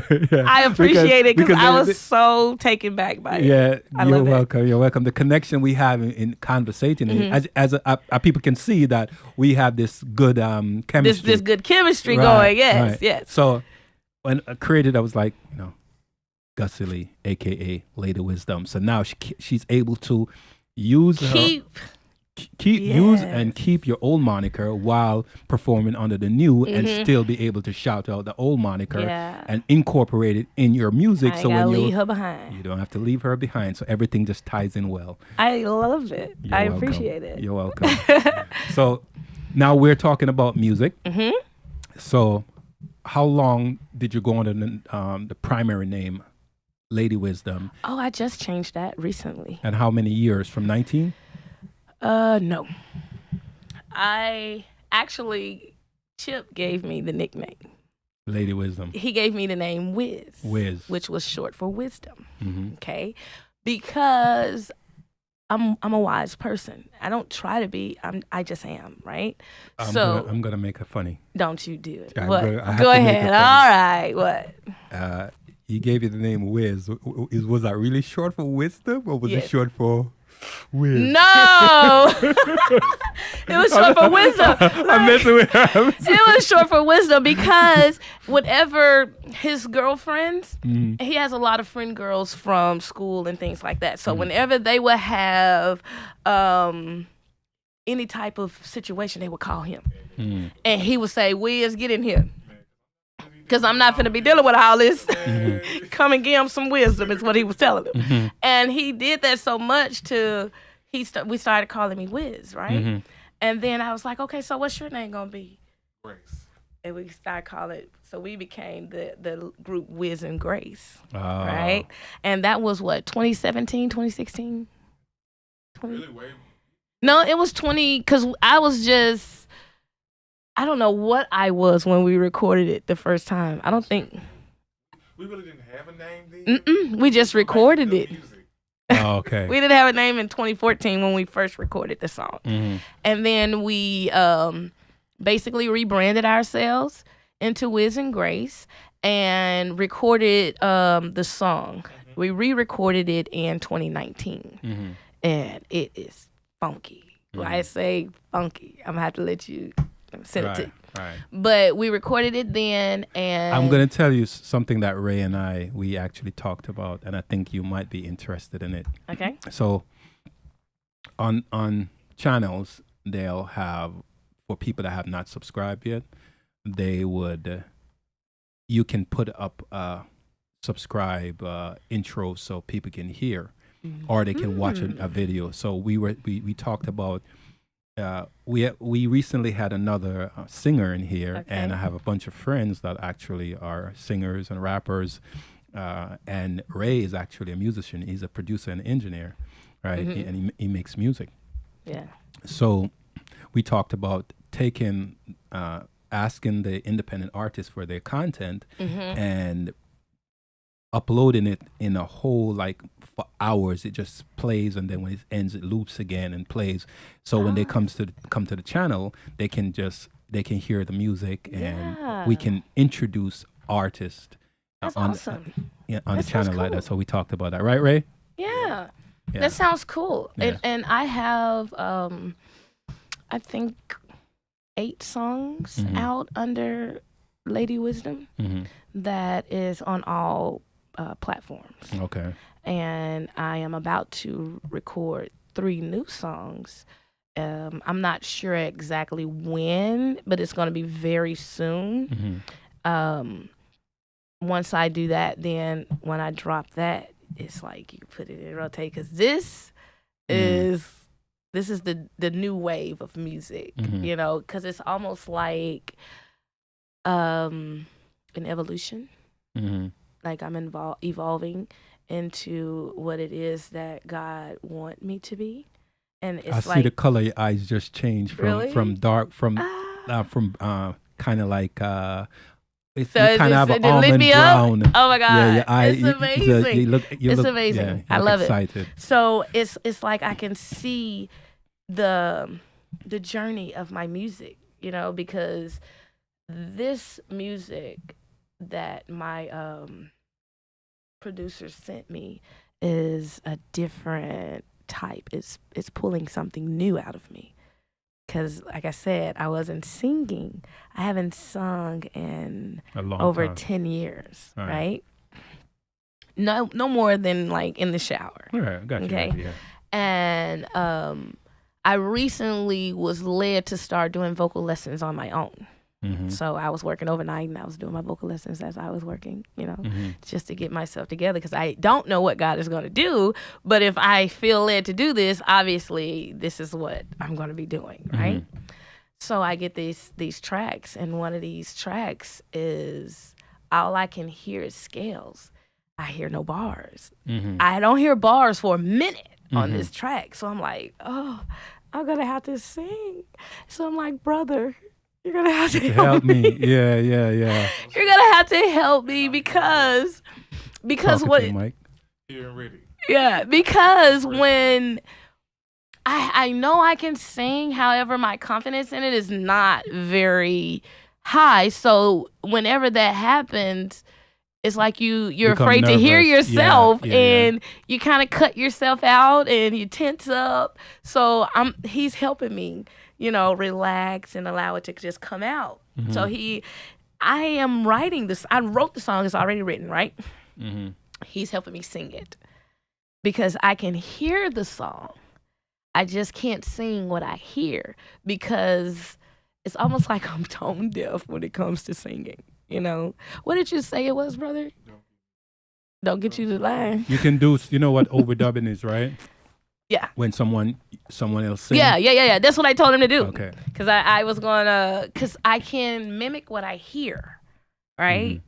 But I can't mimic it coming out of my head. Like, I can hear it in my head, but I can't do it. It's almost like when I draw. Like, I can draw you sitting here, right?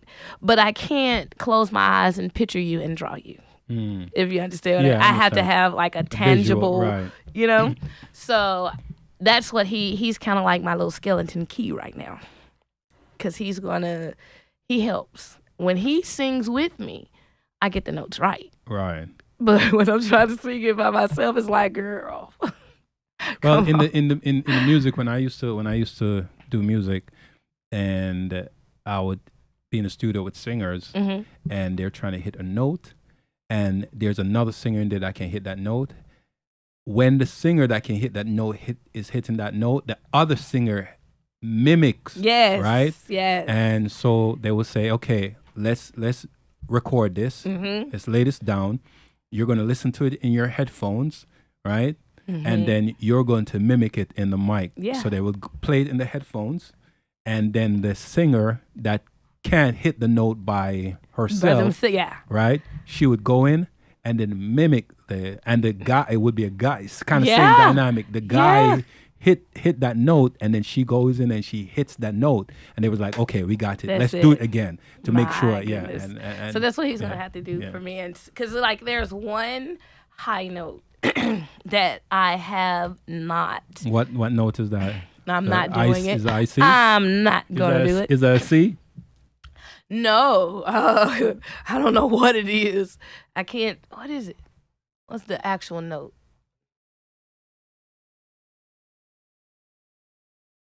Okay. It's just, But it's hard for me to do it because it's I second guess it, right? I can hear it, but I second guess the delivery of it. If you understand what All right, I'm gonna play you're not gonna negative advocate. I don't like to say the other word. Okay. I'm gonna play negative advocate. Okay. You're doing spiritual music, Uh-huh. so this is for. I'm not a Christian, but I'm gonna say it accordingly because it conveyed the message I'm trying to get across.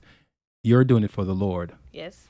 So if you are doubting yourself and you're a spiritual rapper, you're doubting the gifts that was bestowed upon you. And then you will be negative for what's been given to you. You're kind of like, that's kind of like an insult or a slap in the Lord's face when you're given a gift. And see, that's why I'm working on it because I need to be confident. So you're more so counting and your mind, your lack of trust in the gift that you were given and holding yourself back, right, rather than just letting it loose because you were given a gift to do spiritual music, but you're not allowing yourself to actually. Yeah, well, to me, I believe it needs to be developed. I'm just gonna end it. Okay. Because it's dying. Okay. But I just feel like it needs to be developed because I sat on my voice for so long, and I really just love to rap. You know what I'm saying? Okay. Because it shows who I am. Because I'm edgy, right? I'm not that sensitive, like, you know. Yeah, I got you. I'm kind of strong. You know, I got you.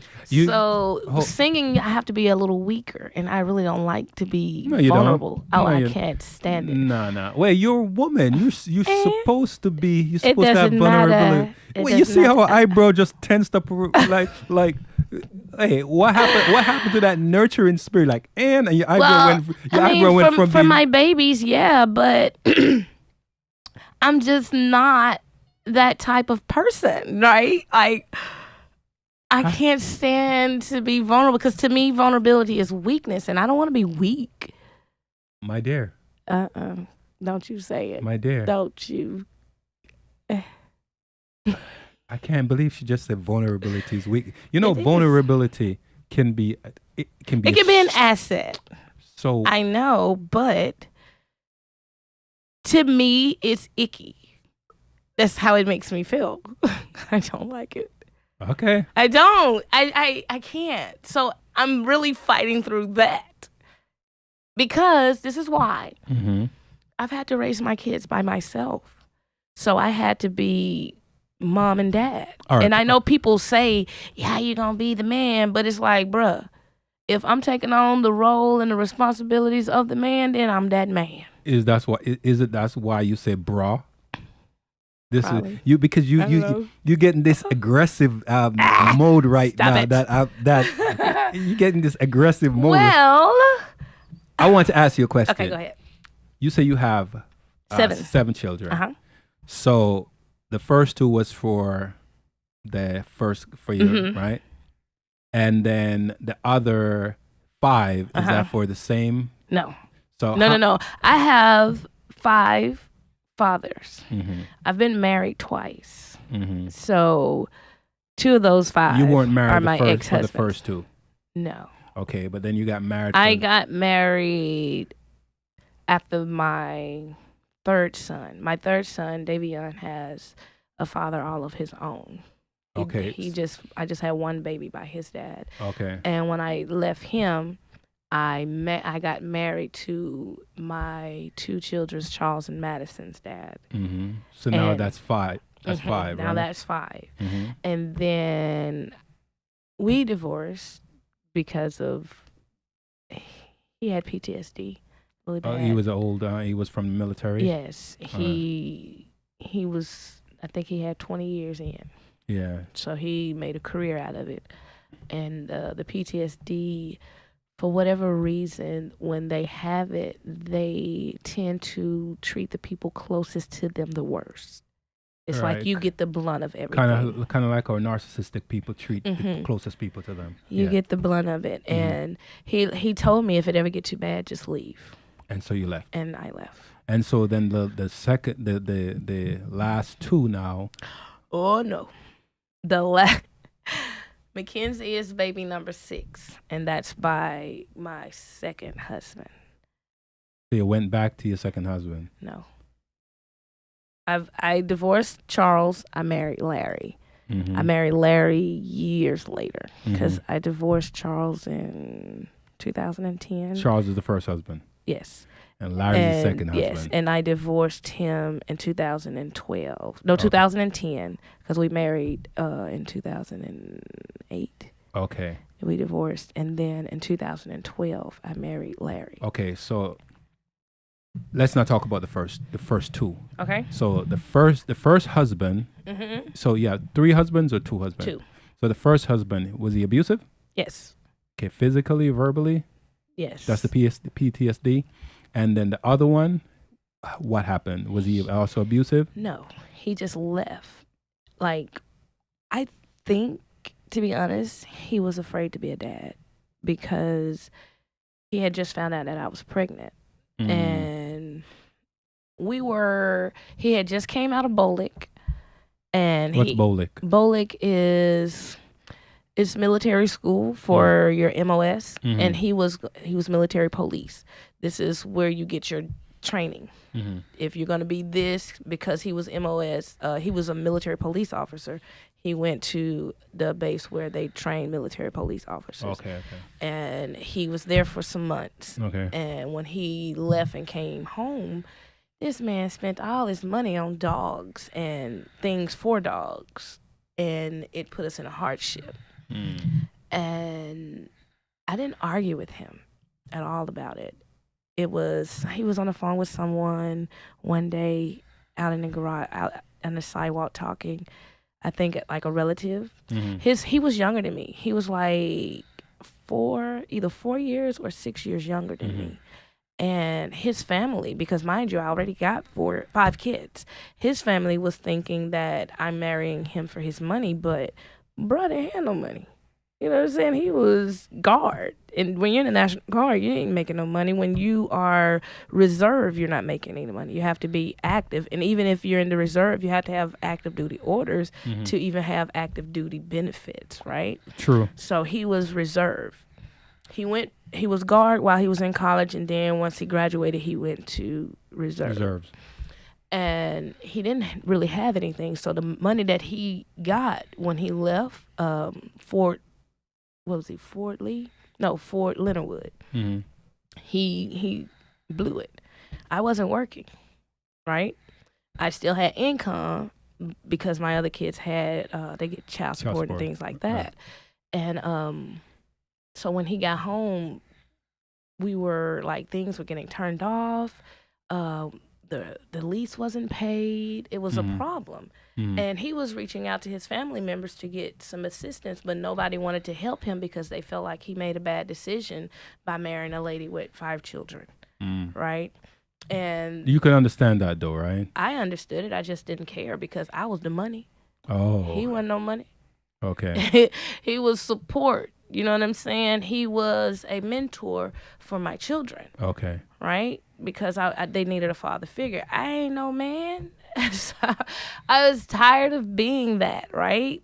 Because it's hard. So when he came home, he was very angry, I guess. I don't know. Because he was violently assaulting the trash can one night. Brother, you were there. You remember that? And he whooped a dog. The dog, poor little puppy. The puppy was crying, and he had this what they call paracord, and it was or a 550 cord. This was a big one though. You know what I'm saying? It's kind of like a bungee cord or whatever. Yeah, I know what it was in knots, and that's what he hit the dog with. And you heard the dog cry, and I didn't want any of that because he was a strapping guy, bodybuilder type dude. You know what I'm saying? So I don't want no trouble with you. I ain't finna argue with you because I'm gonna shoot you. You know what I'm saying? Hey. I ain't gonna fight you, bro. I ain't gonna pop. You know what I mean? But he left while I was asleep. You were pregnant at the time? I found out I was pregnant, and I told him that I was pregnant and I was really sick. I couldn't stand the smell of his breath. Like, even after he brushed his teeth. Did he smoke? No. He did dip snuff, but this man. What snuff? He like tobacco or whatever okay. they call it, dip. Mm-hmm. But he brushed he had like 4-5 different toothbrushes. He kept his mouth very clean. It was just the natural smell of his breath. I didn't like it. It wasn't the natural smell of his breath. It's the chemical from tobacco. Yeah, and so it seeped into his gum line, his bloodstream, and all that. I didn't so like it. My nose is very sensitive when I'm pregnant. It wasn't pregnant. you that didn't like it. I couldn't take the smell of It wasn't any of you. that. What was it? It was the baby. It was Yeah, it's the baby. She's very pretty too. Yeah. She's when a mother can't stand certain taste or certain smell, it's the baby that don't like it. It's kind of like when my daughter's mother was pregnant. She couldn't keep meat down. I don't eat meat. Wow. So she couldn't keep meat down. The only thing she could eat and keep down was fish. And it had to be spicy because I like my fish spicy. She later on was able to keep down spicy chicken, but it had to be spicy. It wasn't. Yeah. But but in the first first trimester, first and second trimester, she couldn't keep down. If it was not spicy fish, she couldn't keep it down. I couldn't eat anything. When my first son, I couldn't eat anything but like oranges. That's it. Yeah, Oranges and drink water. I couldn't stand the taste of soda. Yeah. Ugh, I couldn't stand the smell of ground beef cooking. Oh my God, I would call the laws. If you come, it's like an assault. You'd have been better off punching me in the face if you wanted to make me mad. You want to hurt my feelings. Like, please don't come in here and cook no ground beef. It smelled like a dog in the skillet. I swear, it was disgusting. So I want to ask now. So he left. Mm-hmm. You went to all your trimester. He left when I was asleep, man. Yeah, I woke up, he was gone. Everything but one piece of paper. He left while you were in a peaceful state, because maybe if he had left while you were awake, it would have been some contention. No, it'd have been the same. I'd have watched that joker leave. Oh, okay. 'Cause I ain't finna fight nobody to stay. Why? So after he left, the last two is from the same guy, right?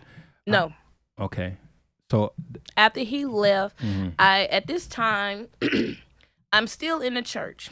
I went into the church in 2009, right? When I was pregnant with baby number 5. Okay. So when he left, I'm still active in the church. At this point, I am an ordained minister. I was ordained in either 2013 or 2014. I think I got ordained after he left, but I was still actively preaching. We was in the school of ministry, right? So we were actually going to school together inside the church. And they made me write papers. I had to write sermons and different things. So when he left, I continued to preach. I continued to dance because I was part of the praise team. I continued to do the radio show that we had because I was a radio personality. Life didn't stop for me. He was just gone. You know what I'm saying? I wasn't sexually active because I was married. And to be honest, I'm still married to him. Hold a thought. Talking to your mic? Testing 1 2. Okay. He need to turn it up a little bit because I can barely hear him, or pull it to your face.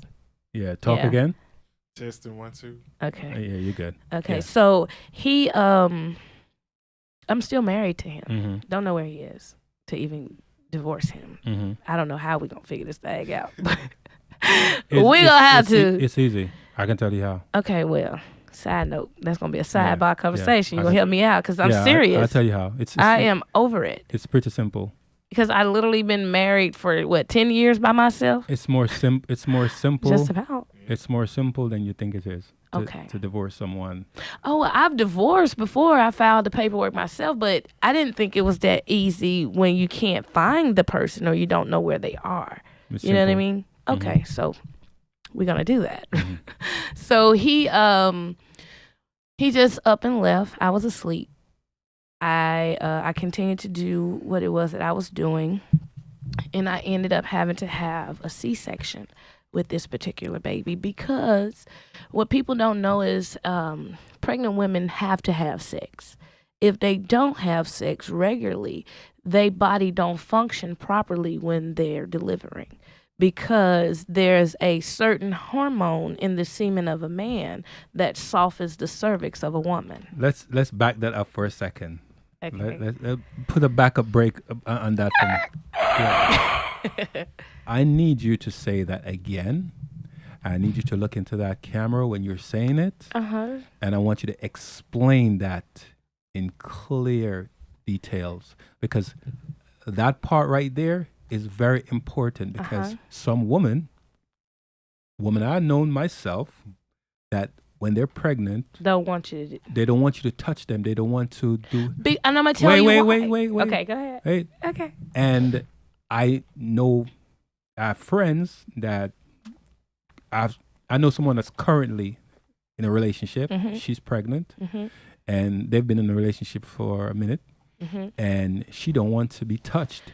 And he's telling her that we need to do this because the doctor is She saying gonna that, mess herself up. and she's refusing to do it. So I'm gonna need you to listen to me, girl. speak into the mic, Annie. I'm gonna need you to hear me, okay? What's her name? No, We ain't gonna do that? Okay, young lady. You're gonna talk to everybody. Ladies. Yes. Pregnant women.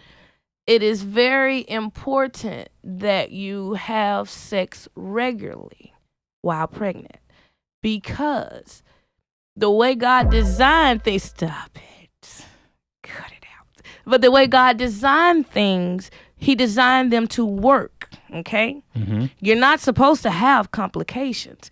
If you do not have sex regularly, you will have complications. Your body won't dilate. Your cervix won't soften enough for your body to dilate. All kinds of issues. You know what I'm saying? It just relaxes you. And not only that, it helps the baby come out. Like, have you ever heard the saying, you get it out the same way you put it in?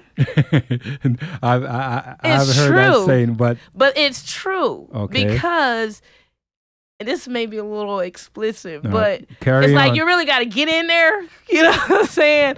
If she's tired and she want to have that baby, just go on, poke it out. You know what I'm saying? So in a sense, you kind of have to keep the cobwebs from mending. You have to, because the hormone that's in the semen is the same hormone that they use in the hospital as a tablet to put on. Yes, they insert a tablet on your cervix to soften it for those women that have not been having sex regularly. Really? And it's the same. Yes, it's the same thing. Is this factual, or are you just? No, I went through it. This is what I went through. This is my Wow. experience. Okay. Because I wasn't having sex at all when he left. He left right at the beginning. I was probably 6 weeks pregnant. So he left right at the beginning. I went through that entire pregnancy alone. You know, he was my driver. My brother was my driver. He was everything. You know what I'm saying? He was right there. He did not leave my side. You know what I'm saying? So, and I went into the hospital, and mind you, this baby number 5 for me. So it should have been a piece of cake. Right. I'm a vet in Right. this. You know what I'm saying? There's Right. nothing. I can just do this, right? No, I was in labor for days. I only dilated to 7.5 centimeters before I stopped. Well, that's nothing. Yeah, because you got to get to 10 though. The baby Yeah. crowns at 10, but it was only 7.5, and I was there for a whole day, and then I started to have fever, and I had the best doctor in the world. I can say this. I remember when my daughter's mother was going through the delivery, she could not pass 6.5 centimeters. She, no matter how they give her epidural, She didn't have enough sex. she didn't want to. She didn't have enough Yeah, sex. she didn't- And there's nothing that the doctor's going to be able to Yeah. do but She take was- that baby she by has- C-section. She had what is called the spitting. What is it called again? You mentioned it earlier What? when you were spitting a lot. And so, Sepsis? yeah, she had Yeah. sepsis. So that was hampering a lot. So Oh, yeah. But see, there's ways around everything. You know what I mean? I can't say what I did because I probably go to jail. But it's a way to dry your mouth. I'm just going to let that be known. Everybody know what I'm talking about. It's a way to dry your mouth out. You won't be spitting it out. It's medicinal. Wait, don't do the Okay. Yeah. So, if you don't have regular sex, you are going to hurt yourself. And please don't be one of them women that think the man's penis can touch the baby's head. That's a lie. That's not Because true. come on, have anybody had anatomy? Like, Right. look at your body. Go to whatever website you can to find the anatomy of a woman so that you can see how tucked away that baby is. Yeah. That man can't he can't touch that baby. That baby got to come down through a whole birth canal Right. before the doctor can touch the baby. Exactly. You know what I'm saying? Exactly. So thinking that he can touch the baby, a lot of women don't have sex because they believe that. Yeah, And it's not that's so. true because the crown of the baby's head have to pass through the Stupid. And then the baby's head isn't even down there. exactly The baby don't nestle into position until right before he's ready to come. A few hours. Well, no, they start to turn. Like that's why in the last 4 weeks of pregnancy, you have to go every week because now the baby is starting to turn, and they want to make sure that the baby is turning properly and that they're not breech because that's a different delivery. You know what I'm saying? That's a lot. I had a personal experience because my son, I should have been here. Wow. I won't get into that. We'll talk about it another time. But that's a long time ago because of that same, turning process and going to the doctor to make sure if any weird sensation happens, you need to go right away. And sex helps all of that. Right. You know what I'm saying? Right. And I can't reiterate it enough. It actually helps. If they want to know why people are dying having children, it's because they ain't having sex. Because you have to have sex so that your body can be prepared. You know what I mean? Because there's what's in the man, the woman need. And what's in the woman, the man needs. Yes. You know what I'm saying? That's the balance. You can be mad, but if you go in there and have sex, everybody gonna be all right. You know what I'm saying? Because there was a hormone that was missing from you.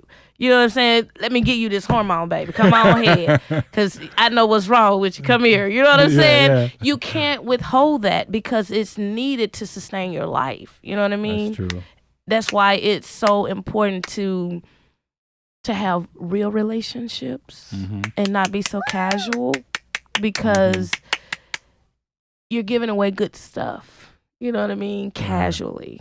And it's like, you know, I'm kind of like happy you say it because I was watching this video the other day, and sometimes I watch videos to get inspiration for content, right? And I kind of like doing this kind of but sometimes I have to watch it to get inspiration for content. And there's a guy he's promoting an energy drink, right? Which I'm not going to mention energy drink, right? But he's in went to a girl there in college, and he went to her, sat on the bench, and said, "Hey, do you want to?"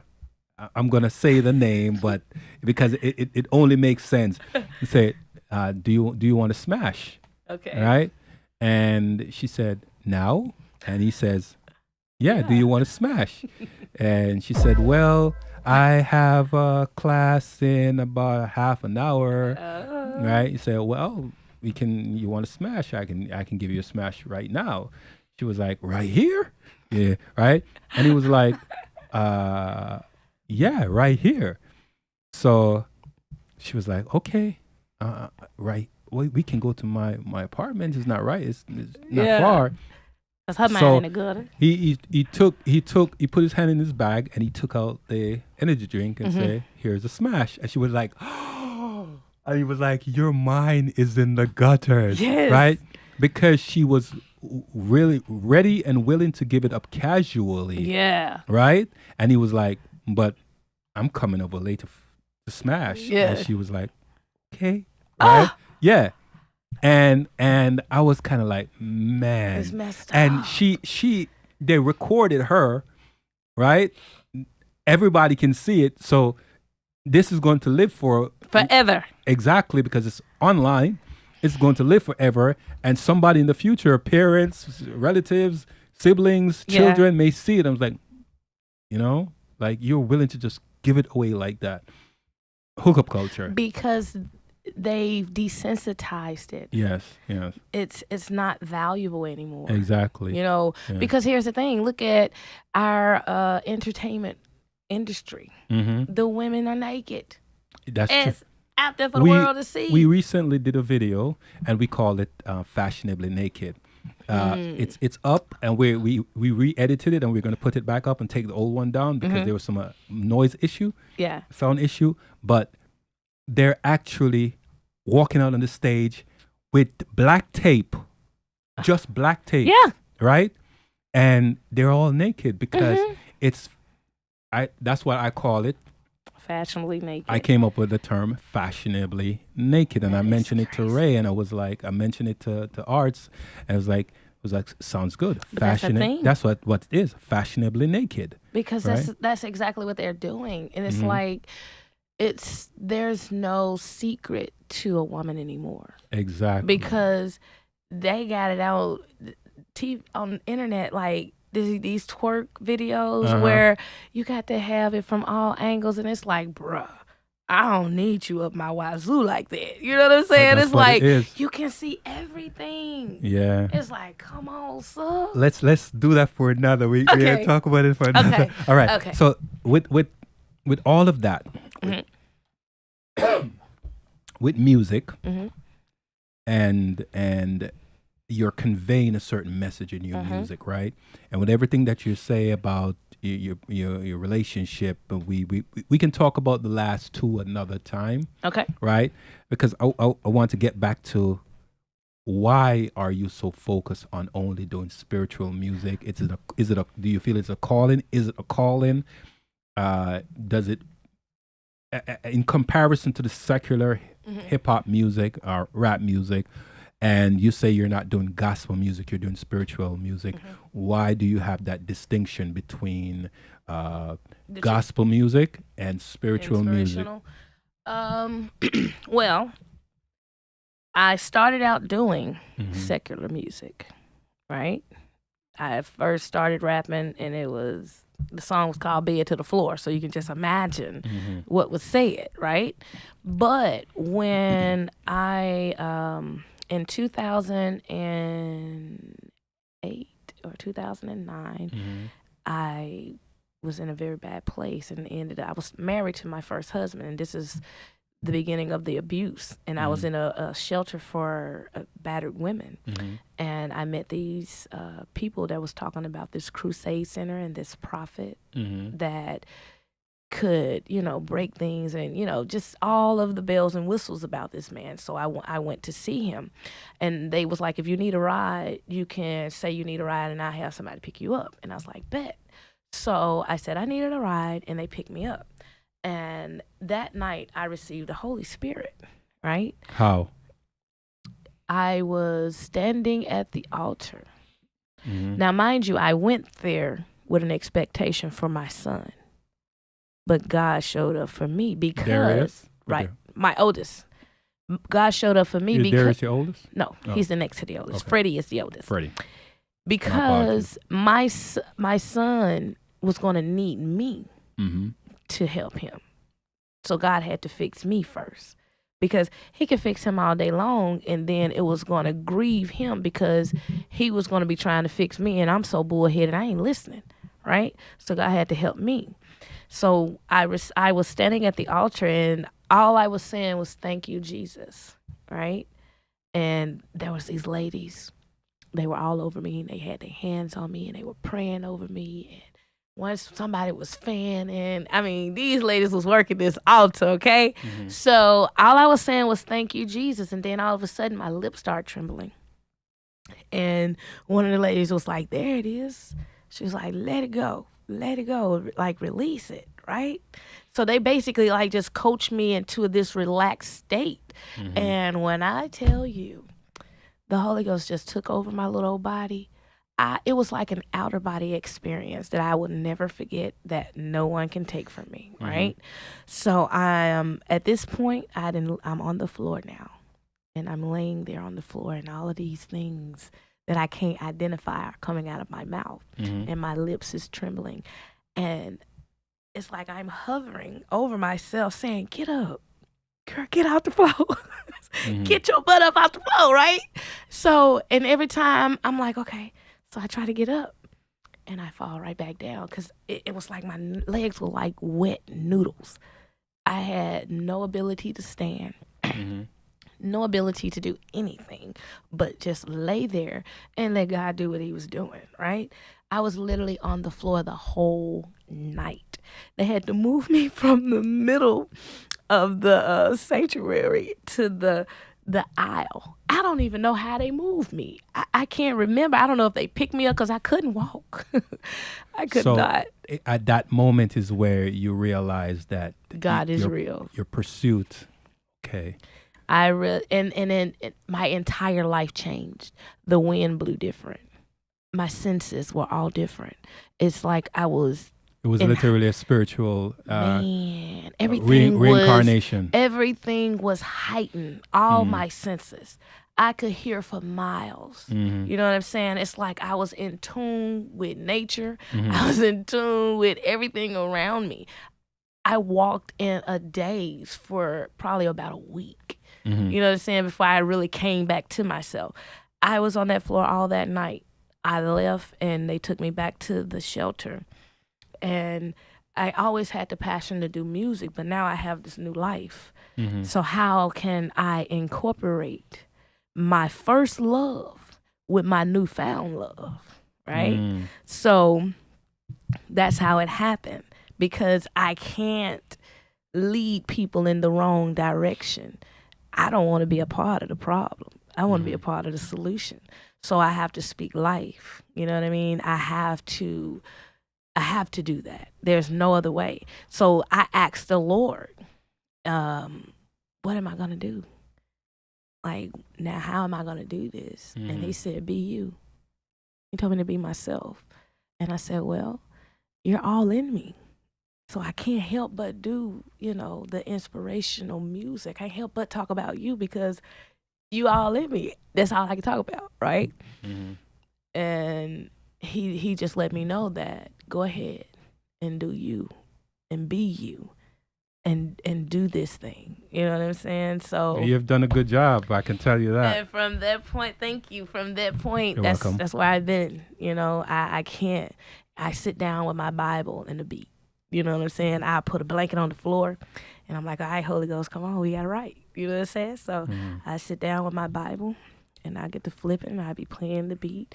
And I find scriptures in the Bible that resonate with whatever it is I'm going through or whatever it is I'm trying to relate to people. And I interpret it, I play with it, and the Lord sings back to me. I'm going to say this. I'm not a Christian. That's okay. I'm not a Muslim. I'm not a Jew. I'm not a shamanist. I'm not a Buddhist. I like to tell people I'm a spiritual. When they ask, they say, "Do you believe in God?" And I asked them, "Which God?" And they said, "You don't believe in Jesus?" I'm like, "No, I don't." It's like, Jesus wasn't God. He's a son. They said, "Then what do you believe in?" I said, "You practice your religion and you worship Jesus as God, and Jesus is not God. It's not the same." And they would say Jesus and God is one and the same. I say, you're absolutely wrong, because in your Bible that you read, it says he's don't worship, Son of Man. Right? Don't worship me. He's the Son of God and the Son so of Man. I say that to say this. After meeting you, I've listened to some, but after meeting you that couple of times, after I met you, because I knew when we talked about it, I wanted for us to have this conversation. I find myself listening to some gospel hip hop music. Like, really? Yeah. Okay. I forgot her name, but she popped up. I was scrolling. I was like, because you know how the algorithms work. When you type something in. Oh yes, it's in there. Yeah. So there was this girl, and she was just rapping away. And it's like, and like the bars was like, I was like, that's boom, bars, boom, boom. that's bars. And she wasn't all, let me create a word, religiousified, right? She was dropping gems that made logical, common sense. And she's using the Bible to justify what she's saying, and I was like, man, those points make a lot of sense. And I was like, I understand what I was doing. you know. I hear gospel music, but it's usually the singing, and you know when the singing, it's a different kind of experience. But the gospel hip hop, you know, is it just hits different, Yeah. right? What I don't like about gospel rappers is the fact that I can't determine when I just look. I have to hear the music. If I see two rappers, they look exactly the same, and the secular rapper does not look like the gospel rapper. The gospel rapper look like the secular rapper. Some of them will have the chain and they look the same way. They had to turn backwards. I'm like, wait a second here. If you're trying to convey a message, your message should come across holistically because you're trying to convey this kind of message. And I heard a gospel male rapper said this to me once when he says that he does gospel hip hop. And once he started rapping, he sounded like one of the secular. I was like, okay, I don't want to hear anymore. And I said, why do you dress like that? And he was like, because I have to reach them where they are. I'm like, you have to reach them where, okay, I can understand why you have to reach them where they are, but do you have to dress just like the secular rapper? I don't know you from the secular rapper. You have to have some kind of differentiate. If you're going to be a gospel rapper, dress in casual, And plain clothes. that's why yeah, go ahead. I didn't want to be a gospel rapper. I didn't want to say that because I don't dress like church folk. You realize what I just did? Yeah, What did I just do? I forgot what. I did a setup to get you to. Yes, Okay. I don't dress like church people. I dress like myself because that's what my father told me to be, myself.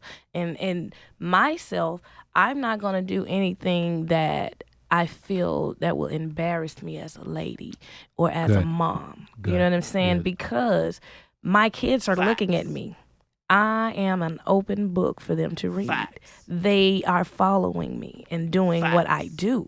So I'm not one of those that do as I say, not as I do, because that's a horrible cliche. I know. It's disgusting because you're a hypocrite I know. We're when both, you speak like that. I know. We're Jamaicans. We have family mayor.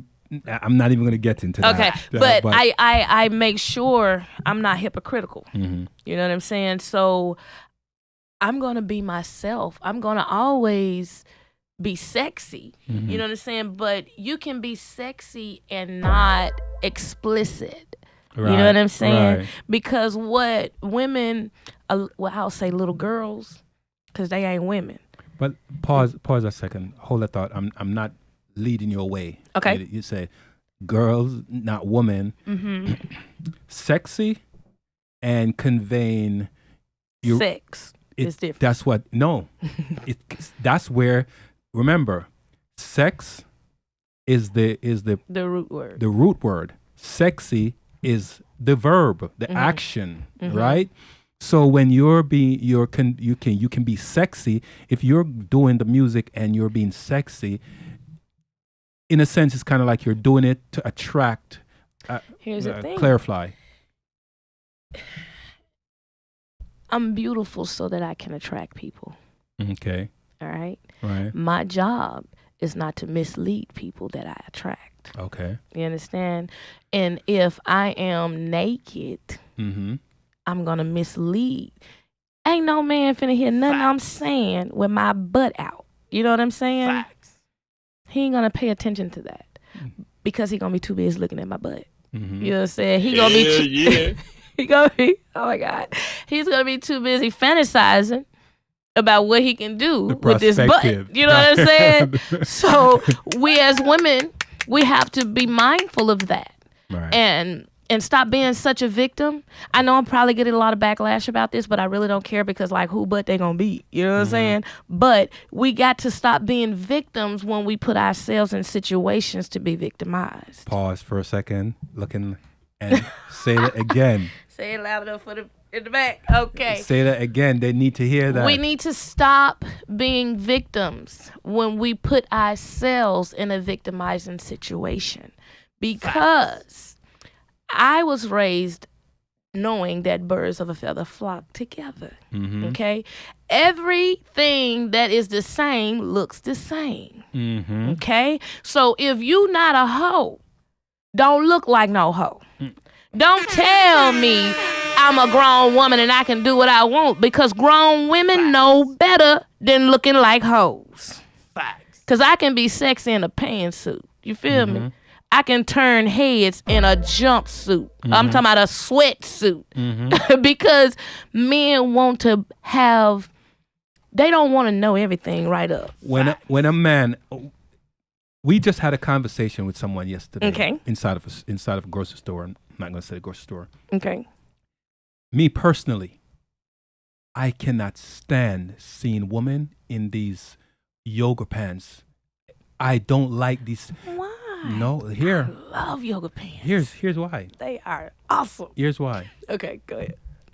As a man, and most men that transcend past just looking at a woman and just seeing butt, ass, and tits, right?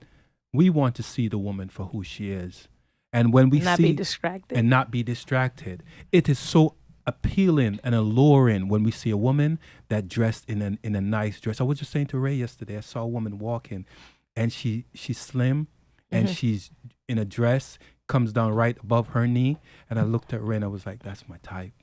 She's so slim, neat, and she's well covered, well up. put together, yeah. For me, when I saw that, I was like, wow, you don't see that anymore. Most of the time, I was out with a friend last night, and she went into the store, and I saw some girls coming out of the store, and I said, hey, did you see those two girls?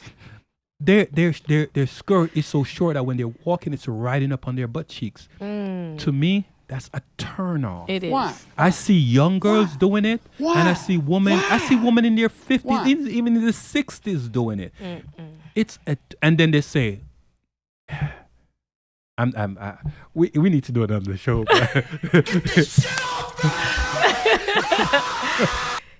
I agree. All right. So with that point that you made about, you have to pull them in. Dress for what it is that you're trying to attract. Because just like fishing, you don't use the same bait for every fish. Exactly.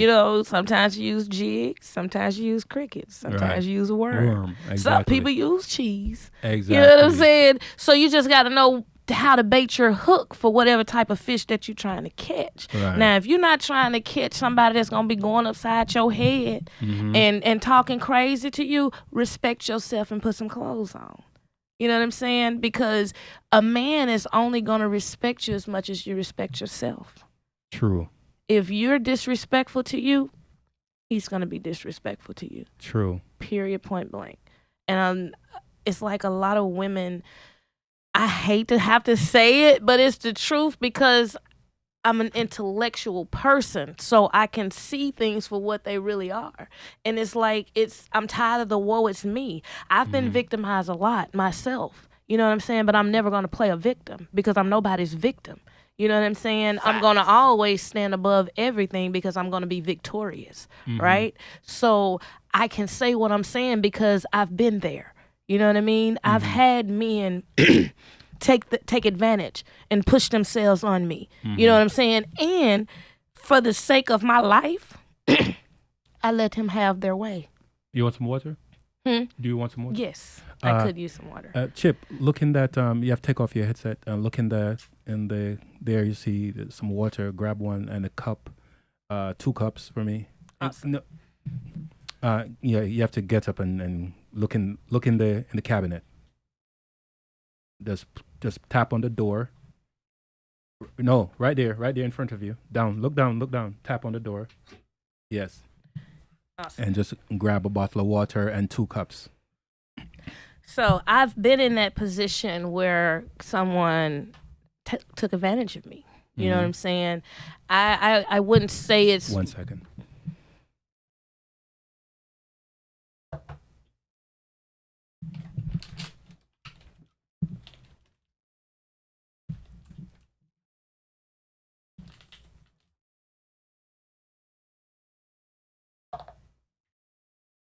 You want? You want? Yeah.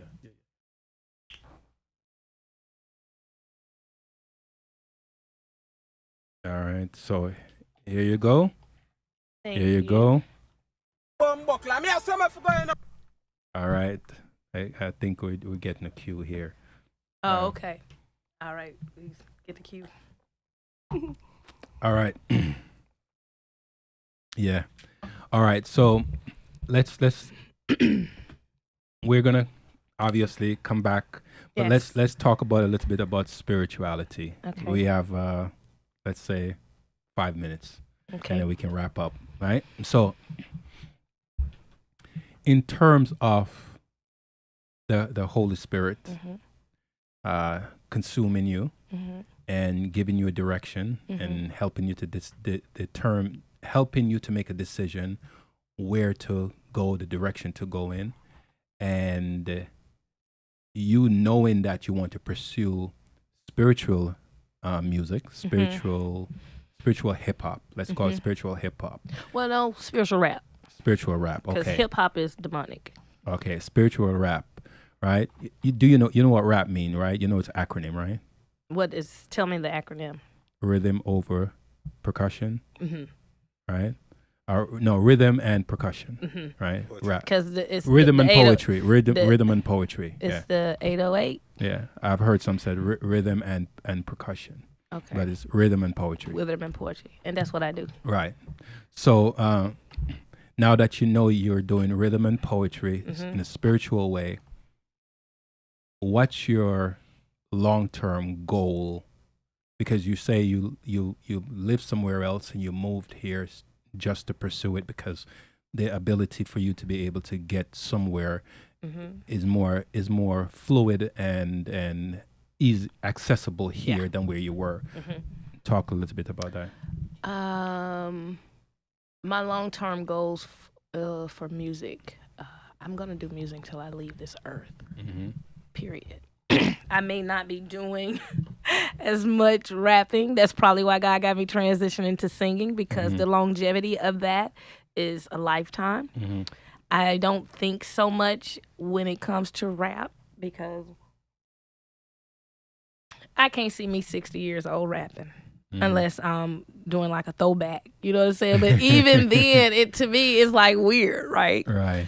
But I can see me at 60 singing, right? Right. That's true. So I want to eventually open a school of music. Right. And that's what I'm. That's. Do you play any instruments? Yes. What kind of instruments? Acoustics and the piano. Acoustic guitar? Really? How fluent are you with? I'm a beginner at both because I really taught myself the acoustics by ear, and I went to school for music and learned classical piano. But even in that, because COVID shut down, so I was on Zoom learning. So I'm not where I want to be, but I'm okay, right? I have the knowledge of notes and things like that. I learned the literature first. So you know to read sheet music? Pretty good?